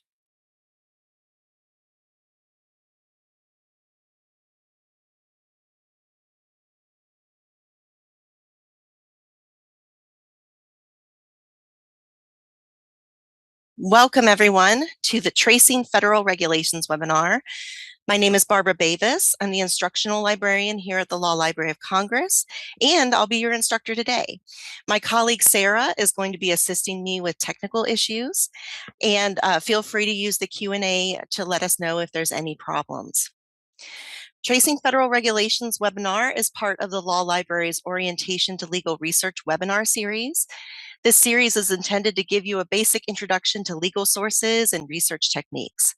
If you're interested in any of the other classes in the series, please check back at the Legal Research Institute on law.gov to see the class schedule for 2026 and to be able to link from there to the registration pages. Today, we're talking about U.S. federal regulations, or the rules promulgated by U.S. federal agencies. Rules and regulations are created by a federal body, such as an agency, board, or commission, and they explain how that body intends to carry out or administer a federal law. Just as a note, during this presentation, I will be using the words rules and regulations interchangeably as synonyms, as the terms are typically used that way in statutes and in executive orders. So I just want to make sure that doesn't trip you up. I'll also try my best to leave some time at the end of this 1-hour webinar to answer your questions. Again, don't forget to use the Q&A feature to submit your questions. So here is an outline of the class today.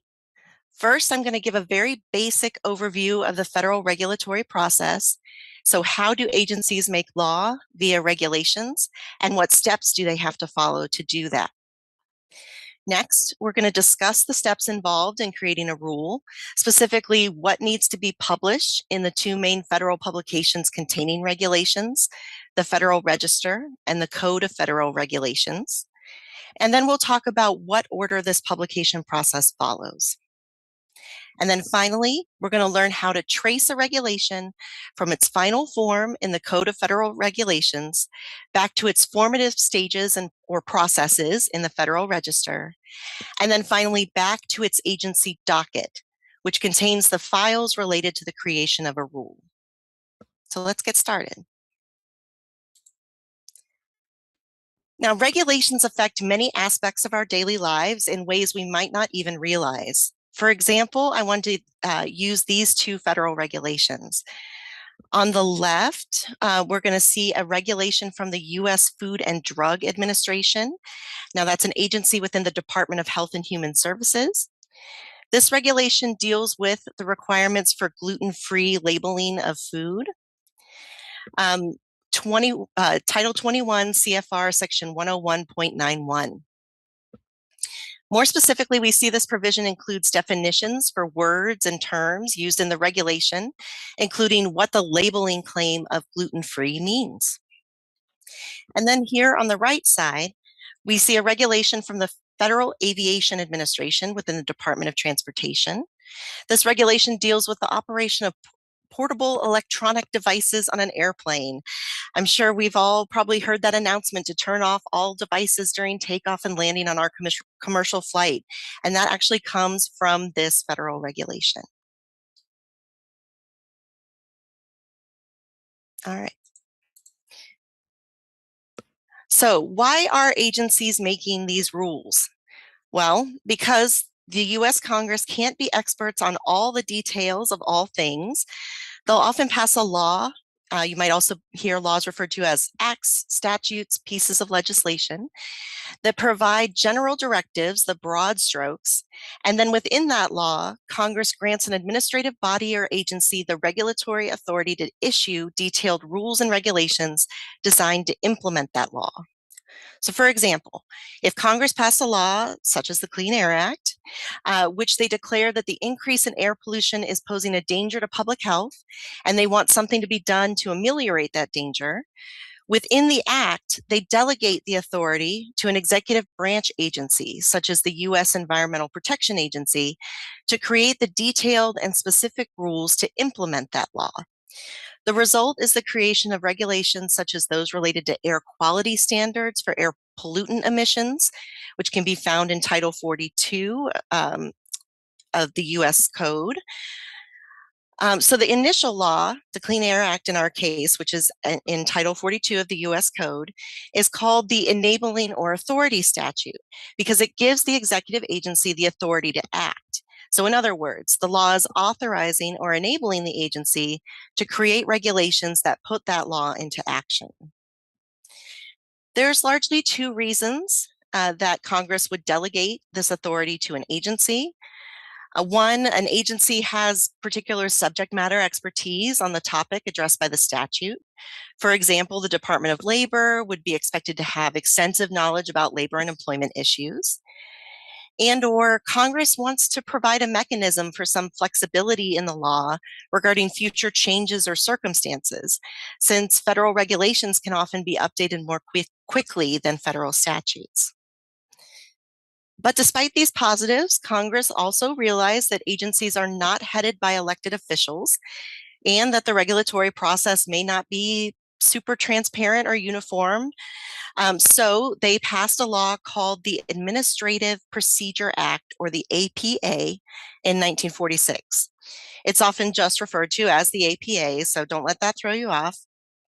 And its goals were to increase openness about agency organization, procedures, and rules, particularly to allow for increased public participation in the rulemaking process and to ensure that agency procedures followed uniform standards. And I've given you the citation for the APA in case you want to look up that information on your own. So, agency rules and regulations carry the force of law as long as they follow the standards laid out by the enabling statute, including the processes laid out, and also including the processes laid out in the APA. Now, there's a few types of rules that are exempted from these requirements for increased openness, and they kind of make sense if you think about it. First, I'm going to start with that third one first. Rules related to a military or foreign affairs function, or where public procedure is impracticable, unnecessary, or contrary to the public interest. So, like agencies that are promulgating rules with national security implications.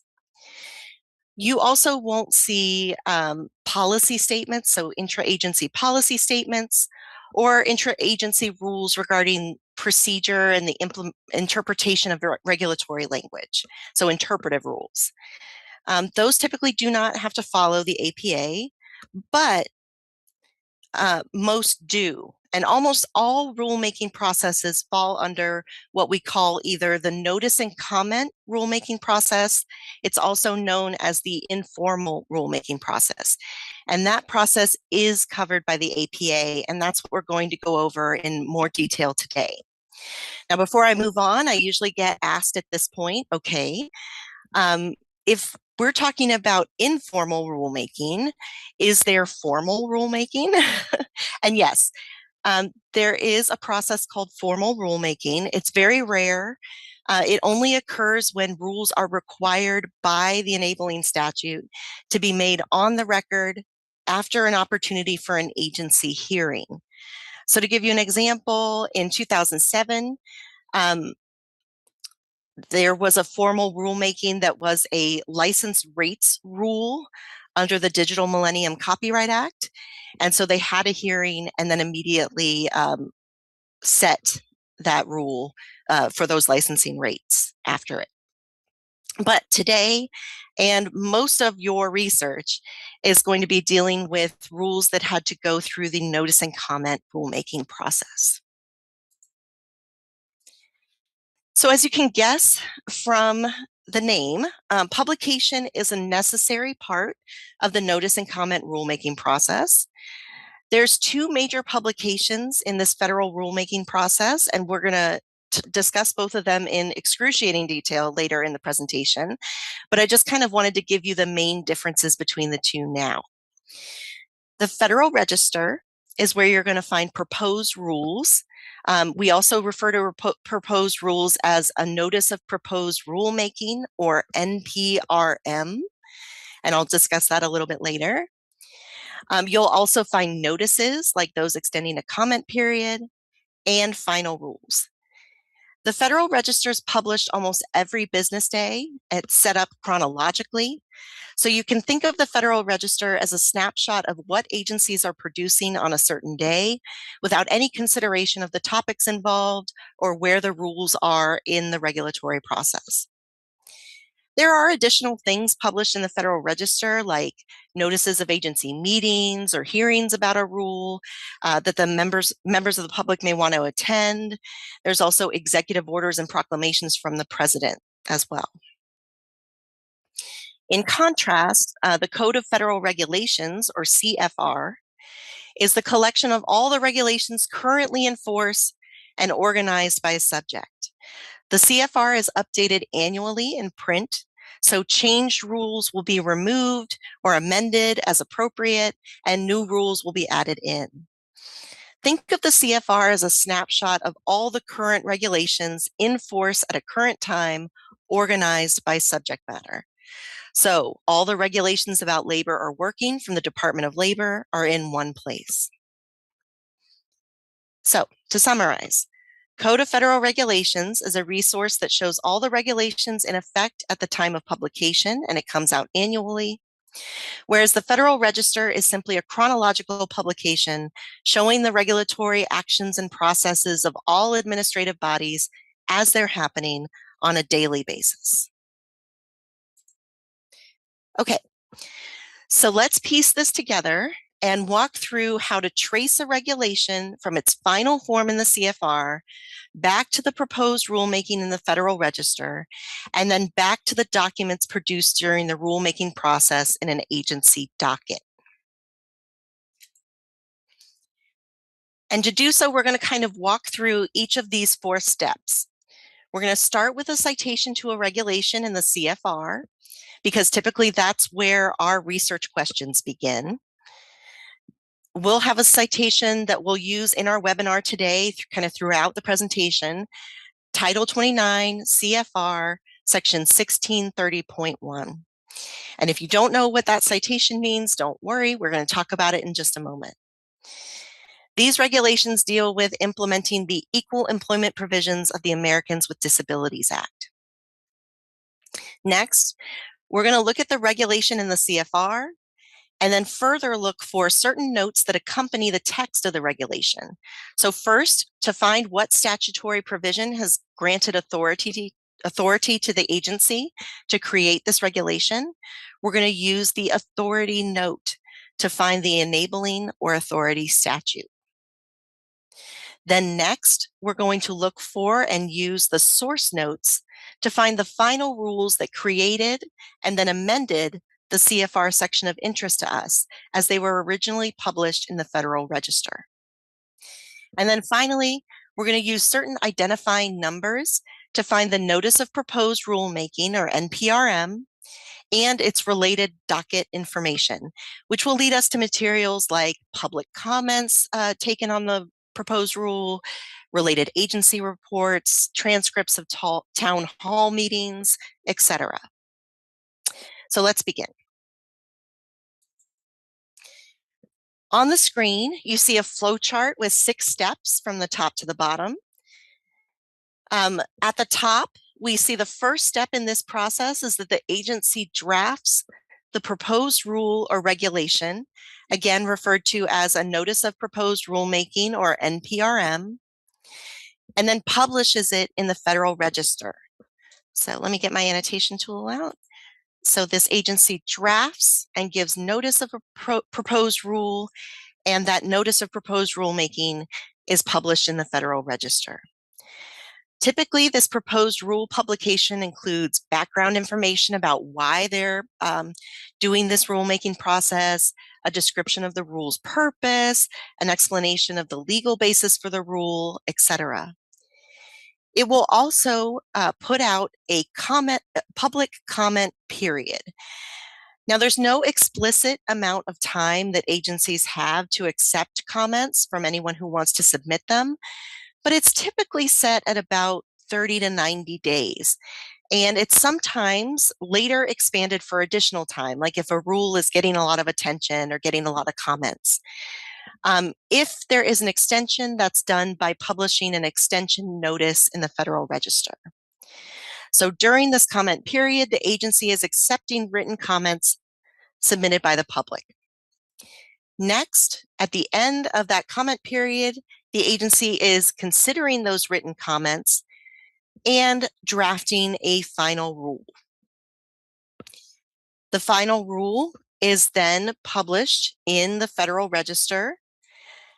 And before the actual text of the final rule, they're going to have something called a preamble, which gives kind of that introductory information about the final rule and also gives a general statement of basis and purpose.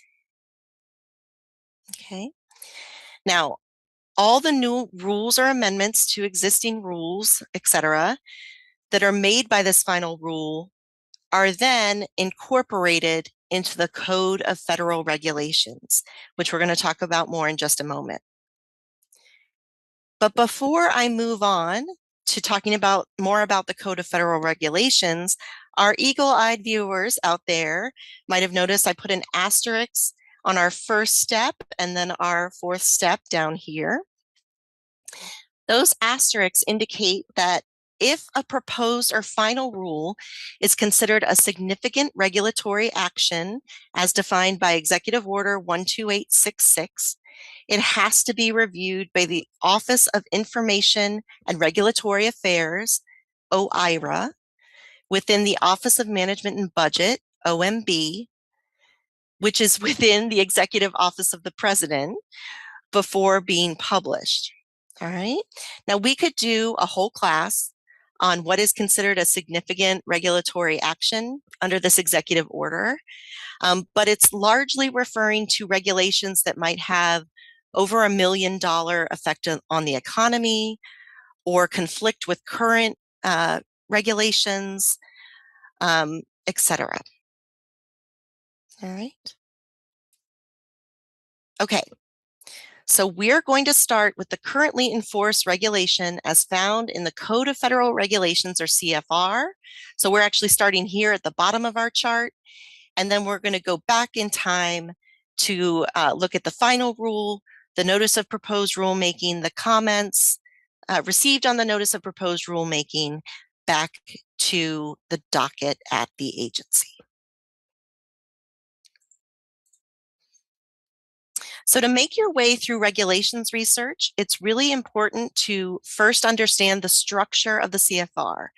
So the CFR is organized by subject matter, and it's hierarchical in structure. It's divided into 50 numbered titles based on large general subject ideas like energy, agriculture, labor, etc. And then each title is going to be divided into chapters, typically named after the administrative body administering the regulations. Then these chapters are further divided into parts and sometimes even subparts, which are based on more specific subject areas, and then further narrowing down into sections. The section is sometimes called the basic unit of the CFR. It's kind of your most specific topic. And so I like to think of the CFR as kind of an idea funnel.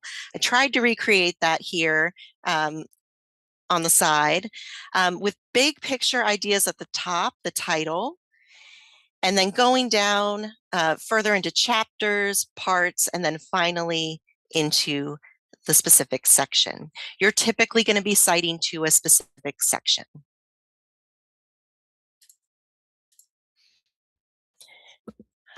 This is what a citation to a specific section in the CFR will look like. This citation follows the Blue Book citation style, which is a citation style heavily used by US lawyers. The other citation systems you may have heard used include Chicago or APA or MLA. Most of these other styles default to the Blue Book style for legal citations like this one. So starting on the left, we have a number, and that is the title number. Title 29 is the title that contains labor rules. Then the letters C period, F period, R period. And then this symbol that looks like two S's on top of each other, that's the section symbol. And then the section number. I put just a little here so you know that that's the section symbol. And then the section number. Section number is going to be broken down into two parts. You're going to have a number and then a period and then another number. The first number correlates to the part in which your section can be found. And then the second number is the specific section within that part. So the whole number together is considered the section number. And then finally, you see a date of publication inside a parenthetical. Again, the date's important because it's letting a researcher know you're talking about the CFR section as it appeared in the edition of the CFR published in 2020. Because the CFR is published annually, language might change between years. And so you want someone to know exactly which edition of the CFR you're referring to. Now, unlike a lot of other publications that are updated and published at one time, typically at the end of the year, the CFR is actually published cyclically throughout the year based on title number. So as you can see on the screen here, there's 50 titles in the CFR. They're divided into 4 groups. We sometimes call them waves or tranches. Typically, wave 1 is updated in January of each year. 2 is updated in April of each year, wave 3 in July, and wave 4 in October. Now, since the COVID shutdowns, we've gotten a little off on our months, but just keep in mind, we don't actually have group 1 yet published for 2026, but just keep in mind that these waves are published in this order. All right. Now, each yearly update gets a different colored spine on the printed volumes. So if you're in a library or in your office at work and you have a printed copy of the CFR, you can tell at a glance by looking at the bookshelf how up to date your print collection of the CFR is. And so as it notes on the screen, in the year 2025, the spines were purple. In 2024, the spines are red.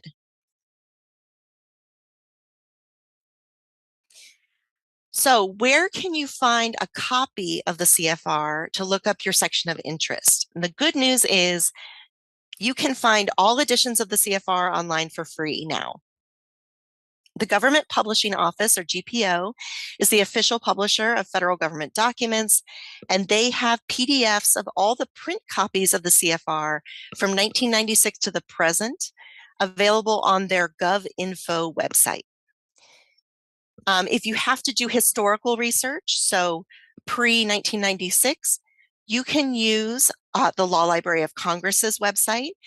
We have digitized copies of the CFR from its first printing in 1938 up to 1995. And remember, because we have yearly publications, the GovInfo coverage picks up from there in 1996.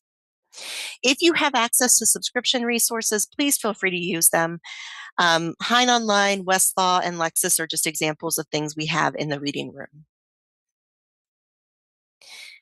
I'm going to break down the information found in a section of the CFR in more detail in just a moment.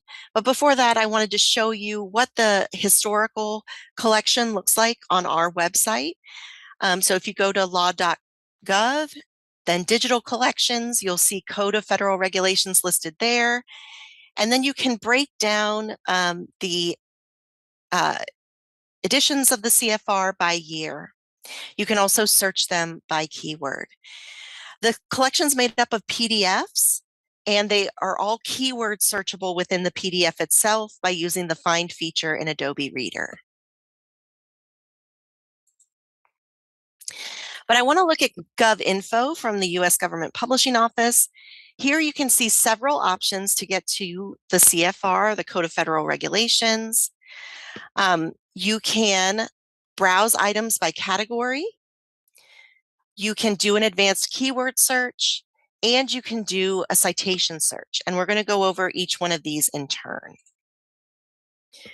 So if you choose the Browse by Category tab to locate regulations, which I've put in a box up here at the top of the page, I'd suggest choosing regulatory information. The category is found on the left-hand side toward the bottom. This will provide links not only to only regulatory resources like the CFR, the Federal Register, and the list of sections affected, which we're going to talk about in just a moment. Now, when you choose the Code of Federal Regulations from this list, you're going to get sent to a landing page that lists all the available CFR editions by year, which you can then narrow down into titles, chapters, parts, and then sections. If you don't have a citation to a specific section of the CFR, and instead you want to do a keyword or a subject search, I recommend using the Advanced Search tab. So on the home page of GovInfo, it's going to be in the middle of your screen. The Advanced Search lets you choose what collection of material you want to search. So in our case, we have chosen the CFR from our Refined by Collection list. You can also limit by date. And then you can put multiple keywords in the search in boxes that you see here. I tell you to use the advanced search because if you use the search on the home page, you're going to be searching everything in GovInfo rather than just the Code of Federal Regulations. But in our specific case, we've been given a citation, 29 CFR 1630.1, so we can use the citation tab. To do so, I just clicked Citation, which is right next to the Advanced tab. And then I chose Code of Federal Regulations from my drop-down menu. I didn't want to have to figure out whether the Code of Federal Regulations has been published this year. So I just selected most recent. I'm going to let GovInfo do the thinking for me in that case. And then I can put my title number and my part number here. So remember that section number is broken down into part number, and then there's that number after the period that would go here in the section box. So let's see what that looks like if I were to do that search. So here you see I have selected Code of Federal Regulations, most recent, Title 29, 1630.1, and it's giving me the option to either download the PDF of that section or to see it in XML form. I'm going to choose the PDF. And then here is a sample of what that CFR section looks like as if we picked up the printed copy of the CFR.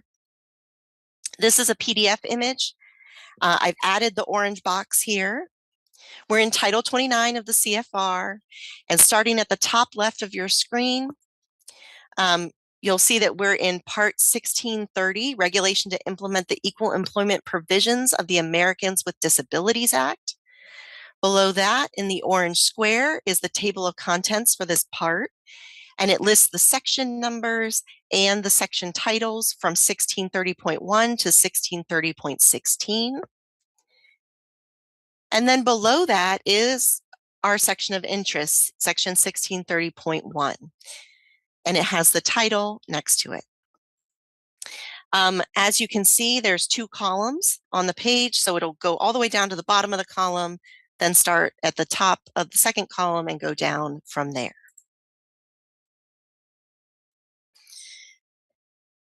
Here I've zoomed in on the language found in subparagraph A within 1630.1, describing the purpose of the regulations. The section continues with paragraph B in the next column. So I want to start our research with something we get asked about a lot at the reference desk, which is the question, why is the agency allowed to issue this regulation? Who or what gave the agency the authority to do that? And again, that answer is found in the enabling or authority statute passed by Congress. As I mentioned earlier, for a federal agency to be able to issue a regulation with the force and effect of law, it has to derive that authority from a grant of power by Congress via a statute or a public law. Sometimes you'll see the US Code cited, sometimes you'll see a public law cited. To find the specific statute in which Congress authorized an agency to promulgate a regulation, you'll have to look to the authority note. And I've put an orange box around the authority note for our specific part of interest, Part 1630, and I've blown it up for you at the bottom of the slide. You can typically find the authority note at the beginning of a larger unit of the CFR, such as a part or a subpart. And it's typically printed just under the initial table of contents, listing the sections contained in that part. And you'll see it'll say authority. If you have any questions about the US Code, please feel free to take our class on federal statutes, which will be coming up later this year. Now, the other piece of information that researchers typically request is how to determine what changes have been made to this section or this regulation over time. In other words, how do I trace this regulation back in time to determine when, how, and why the regulation was created and why any changes might have been made? A regulation source notes will provide breadcrumbs to get us started on this search. And specifically, they tell us about the final rules as published in the Federal Register that gave rise to or amended an existing section of the CFR. Sometimes people call this tracing the regulatory history of a CFR section. So where do we find these source notes? There's actually two places you can possibly find them. A general or part level source note typically appears at the beginning of a larger unit of the CFR, such as a part or a subpart, and they usually come directly after the authority note. And then if any amendments to a particular section within that part have been made, or a section's been added to that part at a later date, a source note will appear in brackets following that section. So why would there be more than one source note? Again, an agency might have created an entire part within a title of the CFR via a final rule, and then later determined that the language of a particular section within that part needed to be changed. So they could have returned at a later date with another final rule, amending the language of just that section. So you might need to know both about the original language of that section as it was initially created and the changes made in the later amendment. And the source notes are going to lead you to those final rule publications in the Federal Register.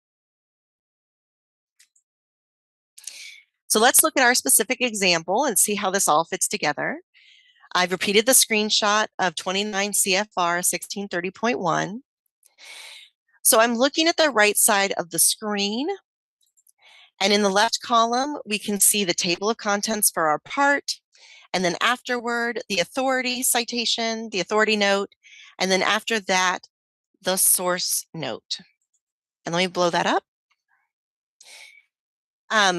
It's referring us to a citation found in volume 56 of the Federal Register, 56 here. And then it starts on page 3574. So that's where we're going to find information about where the part is located. All right.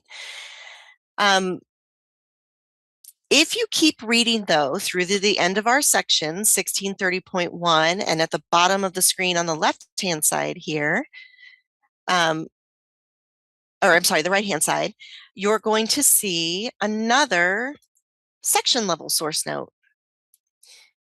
And so that's letting us know there was an amendment made to section 1630.1 almost 20 years after part 1630 was added to the CFR. And that amendment can be found in volume 76 of the Federal Register on page 16999. All right.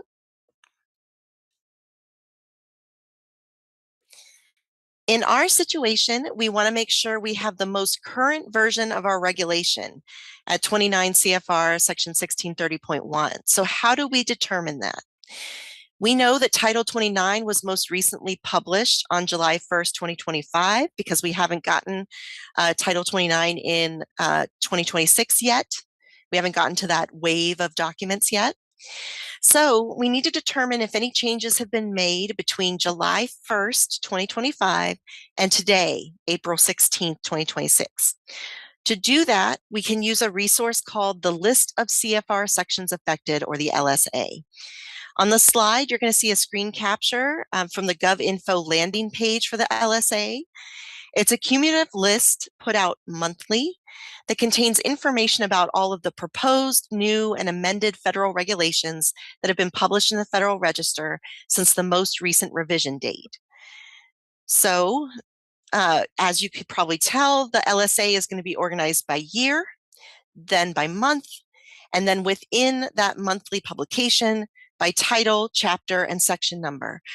So if you turn to your title to see if your section is listed, if your section is listed, that means that there is something that has been published in the Federal Register up to this point that likely affects your section. The entry then will list the page in the current volume of the Federal Register where you can find that item of interest. So to get to the LSA, use the URL on this slide, or use the Browse by Category link. It's under regulatory information. So I've just done that for you. I've brought up the list of sections affected, the latest edition of the list of sections affected, which is from March 2026 through the end of March 2026. So it has accumulating changes from July 1st, 2025 through March 31st, 2026. And that's in blue on the left-hand side. If you look, you'll see there's a skip from section 1601.3 to section 1910. So section 1630.1 is not listed here, and that's good news for us. That means there haven't been any changes during this period. But we're in April now. So to pick up any possible changes between the latest monthly LSA and today, we have to turn to the CFR Parts Affected entry found in the Reader Aid section of the latest daily edition of the Federal Register. So I've done that for you, so we didn't have to go through those steps. I just looked up the latest edition of the Federal Register when I finalized these slides, which was 2 days ago, April 14th. And if you look at the April 14th edition of the Federal Register, CFR Parts Affected during April entry, you'll see that there's only one change made in Title 29 to 4044, not to our section of interest, so we are okay. All right, so we can go with the language that we saw in the latest edition of the CFR. But you do have options for updating a CFR section. So if you don't have time to go through that whole process we just talked about with the LSA and looking to the latest Federal Register, there's another resource you can use, the Electronic Code of Federal Regulations, also known as the ECFR, which is available online for free. Now, ECFR has the most current version of the CFR. It's updated daily. The date a title of the CFR was most recently changed is actually shown in this menu here, the last amended list here. So this is a compilation of the CFR with all the new final rules that were recently published in the Federal Register, which added or amended existing rules ingested into it. Eventually, this same language will be available in the print CFR and the PDF version we were just looking at a moment ago. Now, remember, official print version is only updated once a year. Now, you can browse by title number, Title 29 in our case, or do a keyword search via the search button box at the top of the screen. All right. I want to point out quickly, though, that as it says on the CFR website, this is not an official legal edition of the CFR. And it matters because if you're doing a filing that you're going to submit to a court, that court via its rules might require you to cite to the official print version of the CFR and then show if there are any updates in the Federal Register. So remember that the official version as published by GPO is available on the GovInfo website, but for everyday normal use, the language found in the eCFR is very trustworthy. I use it in my own research. Okay, brought back the chart with 6 steps. And so we're going to take 2 steps back, and we're going to look at the notice and comment. Sorry. We're going to look at the final rule in the Federal Register that we've been cited to via the source note, and the preamble to that final rule. That is published in the Federal Register. So the Federal Register is a daily publication that deals with the actions of the executive branch of the federal government on that day. Each print copy will have the date of publication, and it's going to have a snapshot of all the agency action that takes place on that day. And within it, the contents are going to be organized by agency, and then if there's any presidential documents, then by presidential documents. So in our example, I'm going to give you an example using the Blue Book citation. This is the final rule we found referenced in the source note after our section, so after 1630.1 that we saw on an earlier slide. Here is the citation according to the Blue Book. You're first going to have the title of the regulation. Then you're going to have a number. That number is going to be to a volume, not a title. Then Fed Reg for Federal Register, and then another number, which is going to be a page number. Now, if you have more than one number here, the first number is going to be the page number on which that final rule begins. And then typically after a comma, you'll have the page number for where your section of interest begins. All right. Then you're going to have a parenthetical where you give the date of the Federal Register issue. And then hopefully the person will add an explanatory parenthetical regarding what section of the CFR is getting changed or what part of the CFR is getting changed.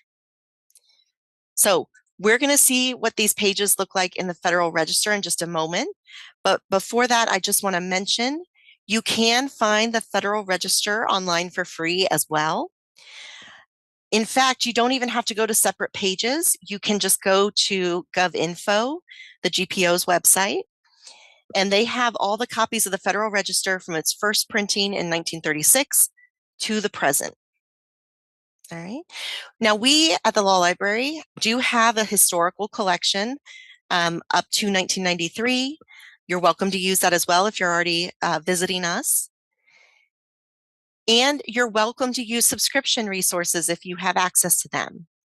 But I want to focus on 2 other free governmental resources that I think are really helpful for this kind of research: federalregister.gov and regulations.gov. Federalregister.gov is great to use if you already have a citation to the Federal Register, and that's again for issues published 1994 to the present, because you can just put that citation into the search bar and be taken directly to that rule's Federal Register page. You can also download PDF copies of the print pages of the Federal Register where the rule appears, and we're going to look at that in just a moment.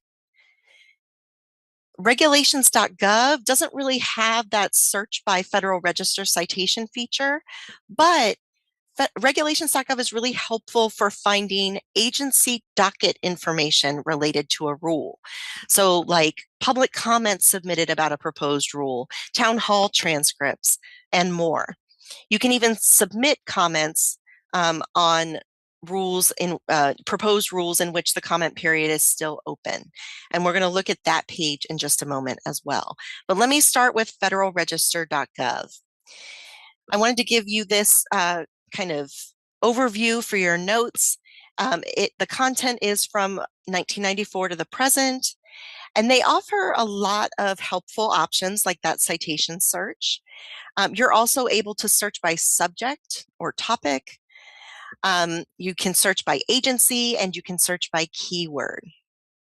You can also set up email alerts, or they call them subscriptions, so that you're alerted when a change is made to your saved search or your saved subject area. So here is the homepage of federalregister.gov. You can search for material, or you can browse to material. So you've got the browse button and the search button for an advanced search up at the top of the screen. You have that big search bar in the middle of the screen. That's where you can put your citation information. You can also do keywords there as well. And it's got information about the current issue of the Federal Register, which you can look at. I did this last month, so as of March 16th. But it is updated every day. So you're going to see today's issue of the Federal Register when you look today. I'm going to hit the browse button up at the top of the screen and browse by topic, because I think this is a way that a lot of people actually want to search. They want to know if there's any proposed rules or past final rules on a topic of interest. If you wanted to, you could either search for a topic, have the alphabetical list, choose from the alphabetical list, and then once you click on that topic area, it's going to show you all the proposed and final rules about that topic. You can also then set up an email alert on that topic. All right. If you wanted to do that citation search that I talked about, I just did it for the citation 76 FR 16999. Remember, that's the final rule related to our CFR section of interest that we found in the section level source note. And I want to note two things here. One is, let me get my annotation tool out. Over here, oh, sorry, didn't mean to do that. Let me get the pen. Over here, where you see that envelope, that's where you can set up your alerts or your subscriptions. And then down here, our first result, it's asking me if I want to open the rule page for my rule of interest, even though the page number I entered was for the page on which the language showing how 1630.1, section 1630.1 was amended is found, not the first page of the rule. So it's saying, hey, I think you meant this rule. Here's where this rule starts. And do you want to see the whole thing? And that's really helpful when you're doing these kinds of searches. So you would just click on the title to be taken to that rules page in the federalregister.gov. So here's what a sample of a rule page looks like. You're going to see the agency promulgating the rule. You're going to see what it is. So this is a final rule. You're going to see a very short summary of what's happening in this rule. And then I want to draw your, and also the effective date of the rule. But I want to draw your attention to this document details button. I'm going to put a little box over it. If you click that document details button, there's going to be a lot more helpful information for you as you do this kind of tracing regulations search. It's going to give you a document number and also an RIN. And I want to talk about what those numbers are and how they can help you. There's three main kind of numbers that you're going to see at this stage: the document number, the RIN, and the docket number or docket ID. The document number is a unique number assigned by the Office of the Federal Register to each item published in the Federal Register, whether it's a notice, a proposed rule, a final rule, or something else. And that's assigned by the Office of the Federal Register. The document number for our final rule, as it said on the last page, is 2011-6056. An RIN is a unique 8-character code made up of 2 4-character groups separated by a dash. And it started to be assigned to regulatory processes around the year 2000. So it's attached to every item that's created during a regulatory process so that they can all be linked. And that is assigned by the Regulatory Information Service Center, or RISC, which is within the GSA. Now, the first 4 digits represent an agency code. So all RINs for the Occupational Health and Safety Administration, or OSHA, have the same agency code of 1218, for instance. And then the last 4 characters, mix of letters and numbers, is going to be a unique code for the regulatory process for this particular regulation. All right. Now, there's another number that's assigned to kind of a regulatory process, and that is the docket number, or docket ID. But the docket number is assigned by the agency promulgating the rule, and it links all the docket information for one regulatory process with it, for that agency. So it's the number that's most helpful within that agency. I like to think of it as like a big file box that has a number written on top, and then everything in that file box is related to that regulatory process at the agency. All right. When you're doing this research, write down both the RIN and the docket number. They're going to be incredibly helpful to you as you do your research. So here's a PDF image of the first page of our final rule, which starts on page 16977 on volume 76 of the Federal Register. I know this print is small. I'm going to try and walk you through it. So at the top of the page, you're going to see the volume, page, and date information for the Federal Register. That's this box up here at the top. Next, you're going to see information about what section or part of the CFR is being updated. Next, you're going to see the RIN, or the RIN. And then next, you're going to see the title of whatever this is. Now, if we scroll down just a little bit further, we'll see that this is a final rule. So this is the title of that final rule. And then we also see the agency that promulgated this rule. Next, we're going to see that short summary that we saw on the federalregister.gov page. And then we're going to see contact information. This is going to be the person at the agency who's most familiar with this rulemaking process that you can contact. The good news is they give you a phone number and sometimes an email address, so that if that person is no longer there, you can at least call that number and ask to be connected to who there at the agency is most familiar with this rulemaking process.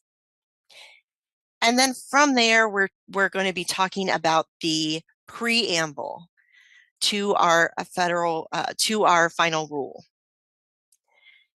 Preamble starts with kind of introductory information about the history leading up to this rulemaking process.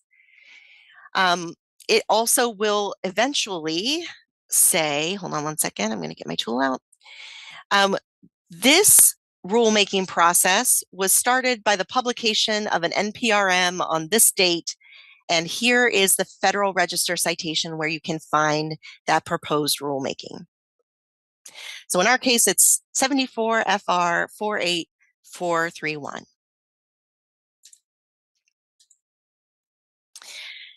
Continuing on in the preamble, we get to the summary and response to comments. So here's where the agency is going to say, hey, we got this many comments, and they followed kind of these themes.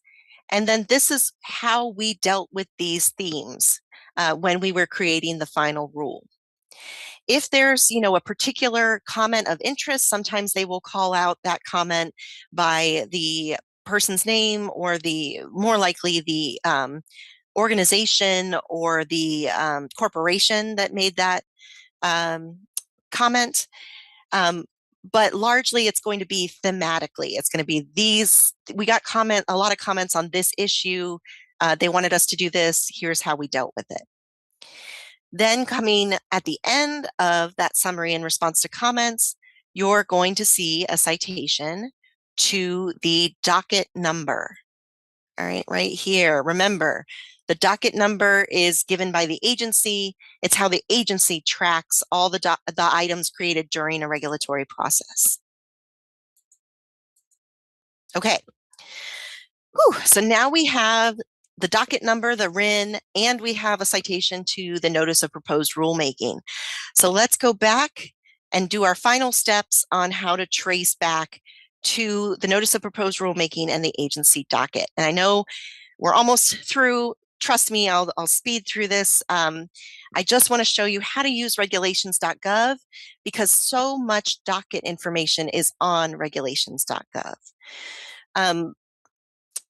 There are a few agencies that don't participate either because they're very small and they don't have the bandwidth to do so, or they deal with national security issues, so they don't go through the notice and comment rulemaking process often enough to be on regulations.gov. But a lot of the docket information that you're going to want to find is going to be here on regulations.gov. Now, while you can't search by Federal Register citation, you can search by RIN and docket number. So if you wanted to, you could put the docket number or the RIN into the search bar and search by that. You could also search by keyword.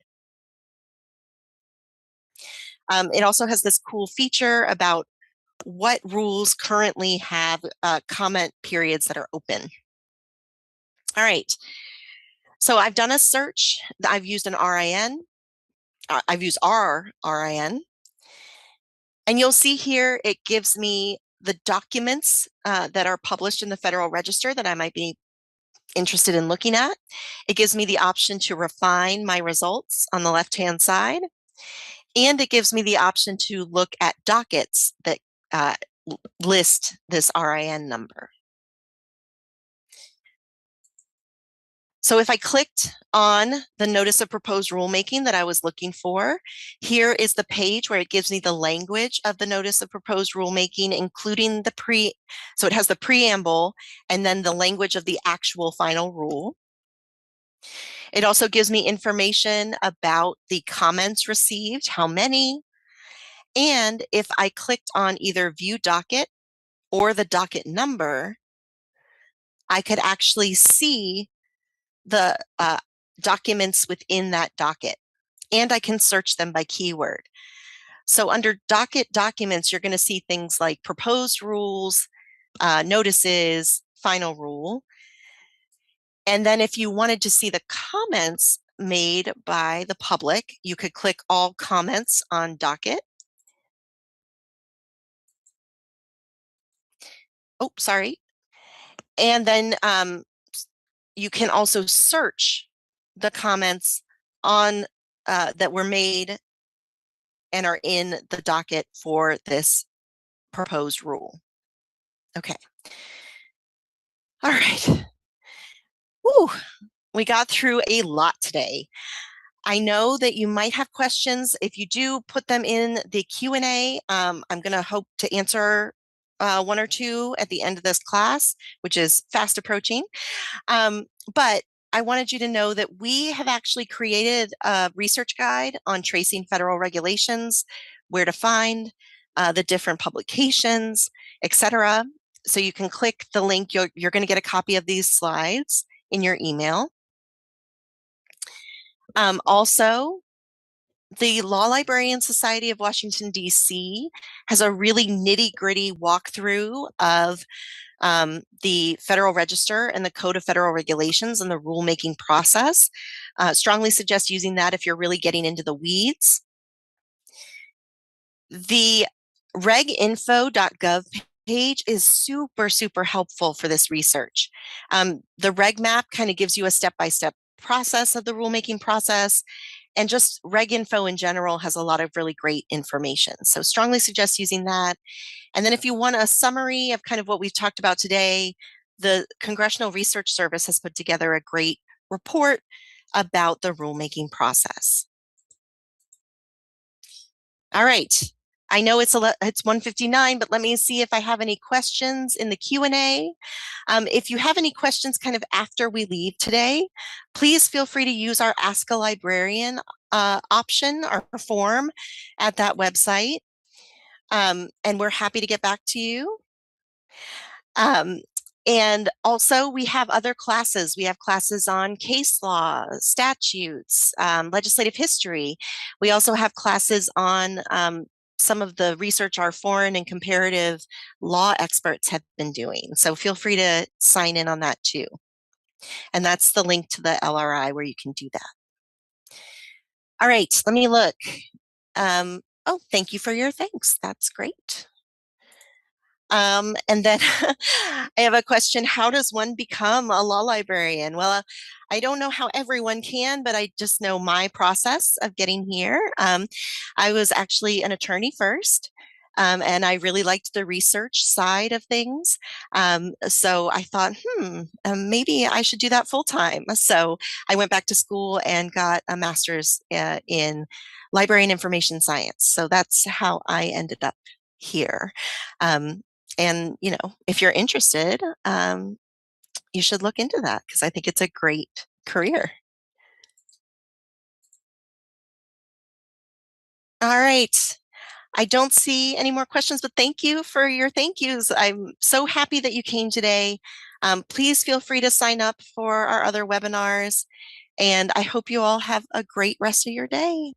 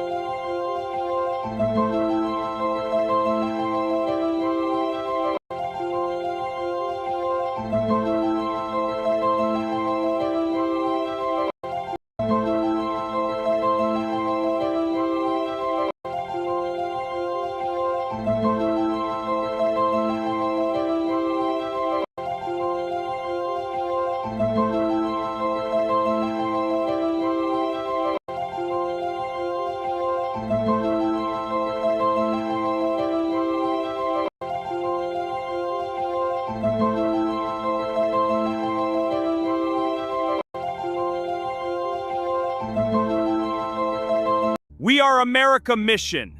Make America your mission.